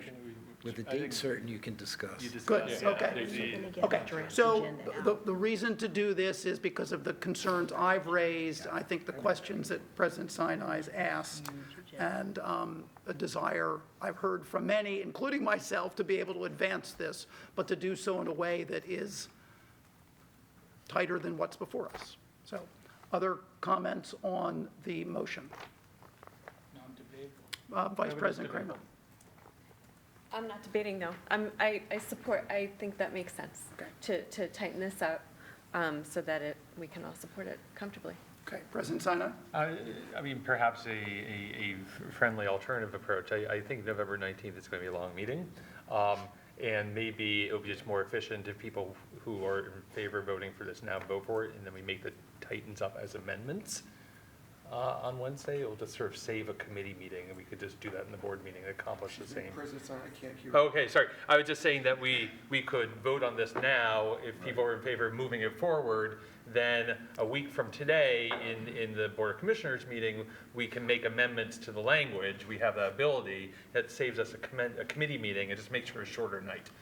Okay, I'm going to respond to that, which is I would prefer staff to provide language than us to do so without staff input or sufficient staff input, at the meeting next Wednesday. So I think they could still do that, but okay. Yeah. Commissioner Epstein. To speak for the first time in 4.5 hours. For the sake of efficiency, we discuss things. I cannot keep supporting the tabling. If we were going to table it, we should have tabled it second sentence in my opinion. We're getting to a point, we've discussed it. I hear all the support of it with some minor tweaks that I do not think we need to start over in a conversation with and extend next week. Just saying, I'm not a fan of tabling it. Okay, others with questions or comments? Okay, the motion to table to next Wednesday has been made and seconded. All those in favor, raise your hand. Okay, that motion fails. Even though... No, I'd like to, all those who say no. I might have voted for it, but you look. Okay. The motion has been made and seconded. All those in favor, raise your hand. Wait, this is The which original. one? The original. The original Okay. motion, yes, the original motion. Okay. All those opposed? Any abstentions? Okay, Madam Secretary, that motion is approved.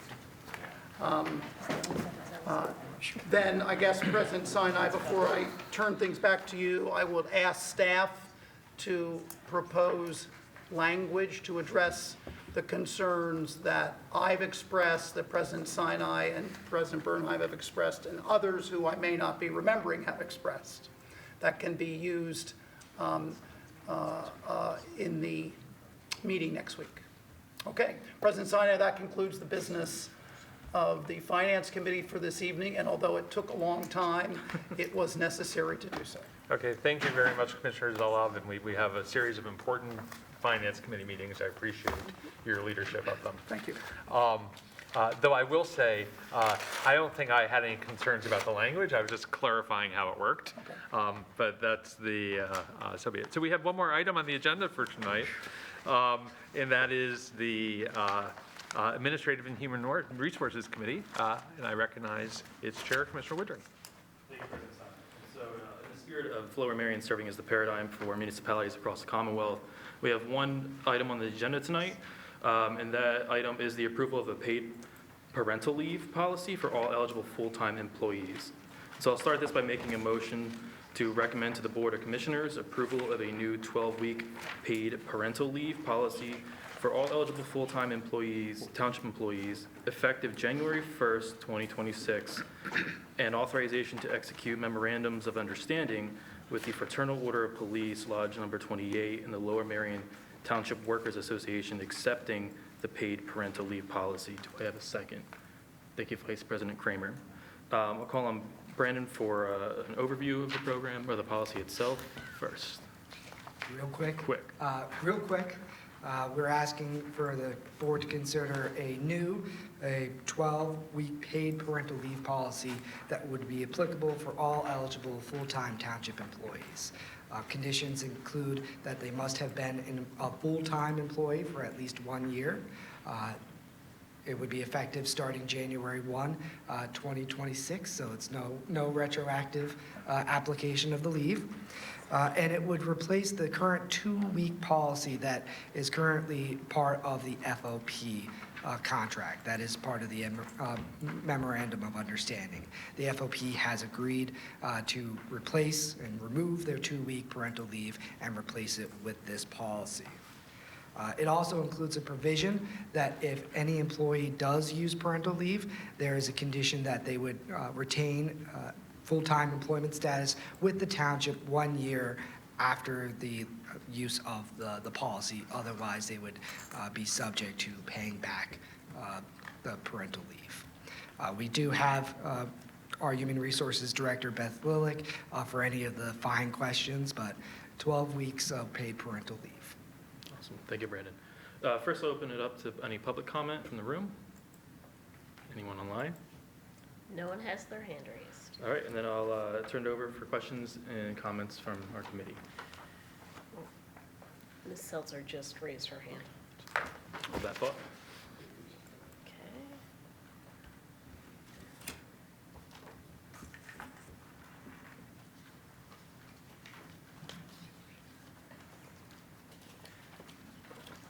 Okay. Adrian Seltzer Winwood, this is wonderful. Thank you.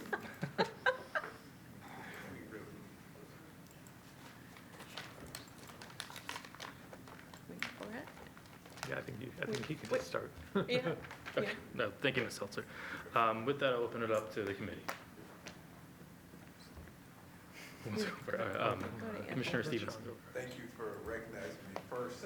I saw the hand. I saw the hand reach out. So. I saw you got a little nervous there. That's because you directed people to my house. I did direct you to your house. I did give out your address. I apologize.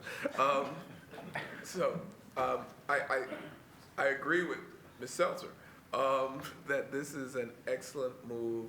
And again, why I'm proud to be a part of this township, that we attempt to take lead on these kind of issues. I think leaves like this are important for families, and I think that this is an important one for us to support and pass. Thank you, Mr. Chairman.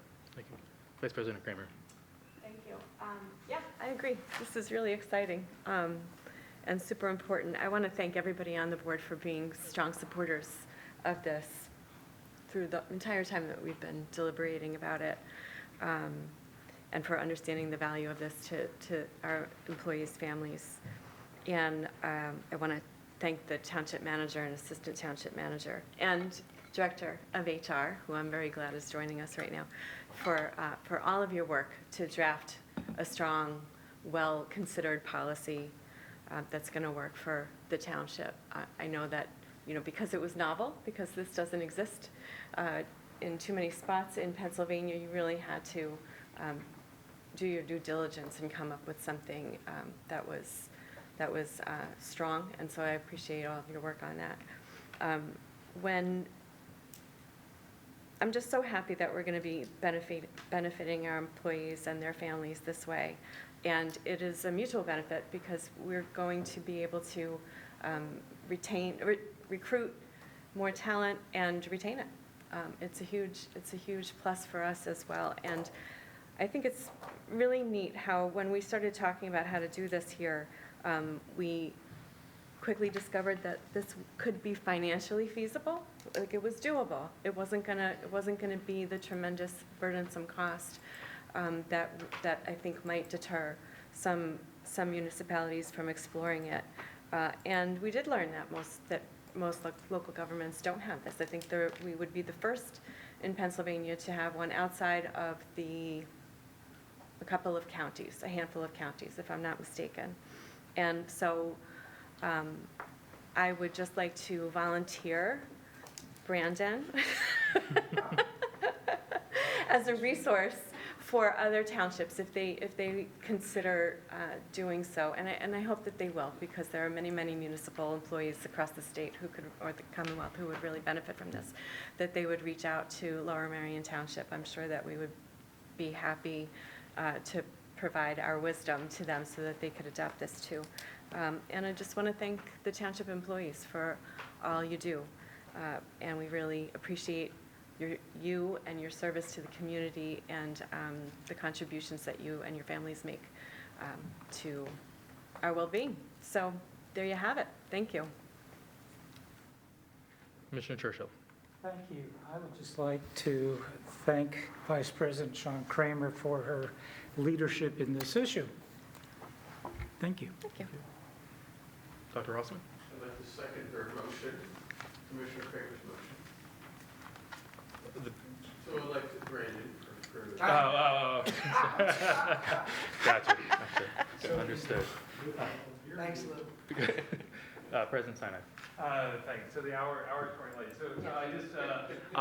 So just a couple things. I think this is terrific. I think it's wonderful. I'm so delighted that we have the ability to do this.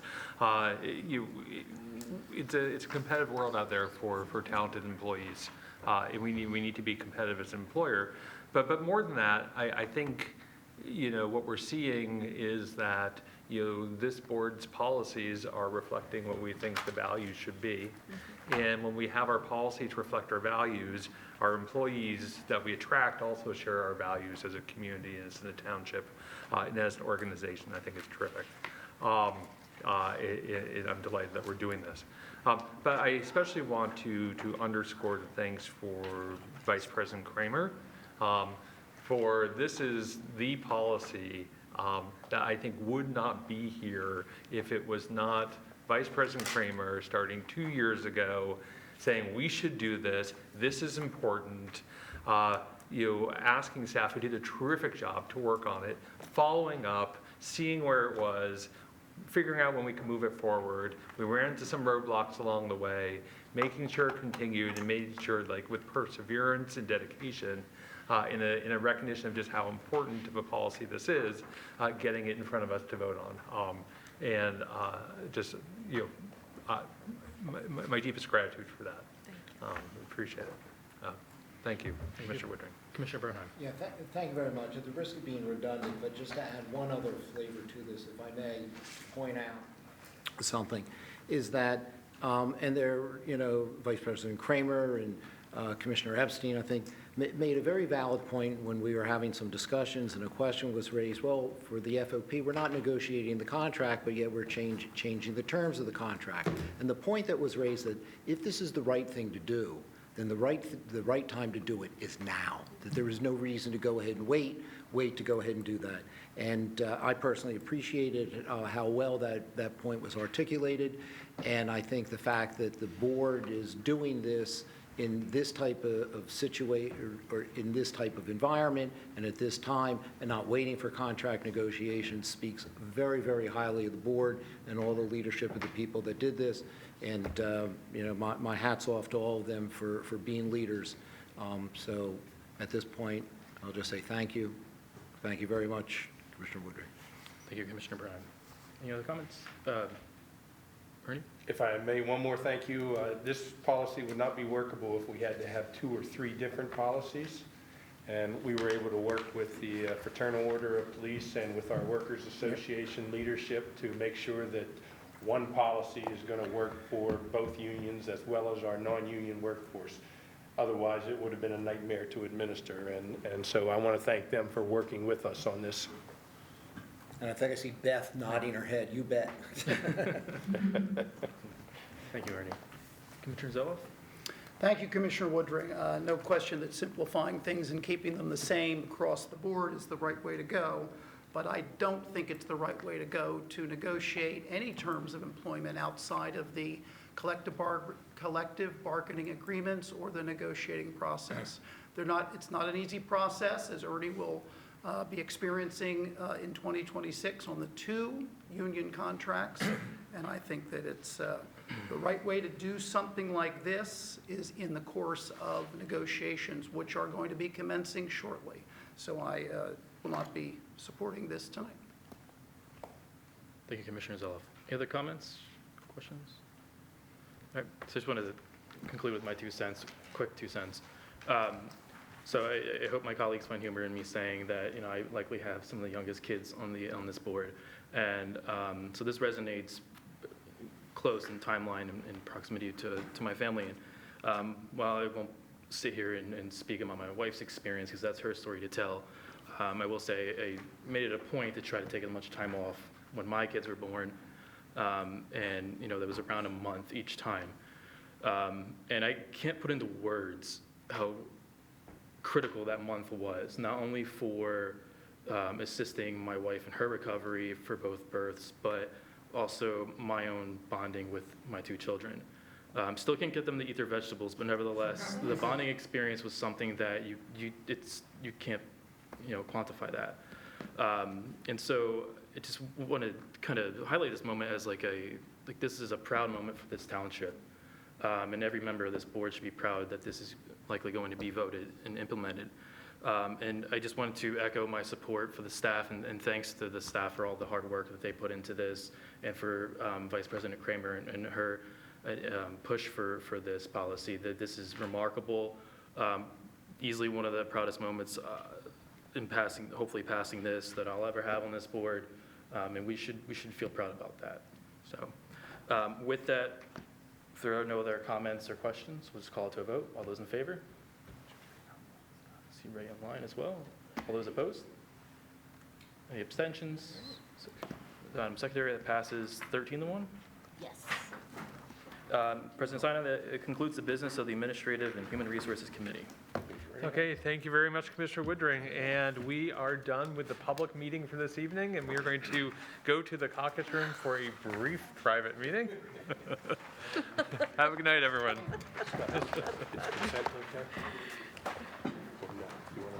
Congratulations on strongly in Oklahoma. Thanks. I think that's all around.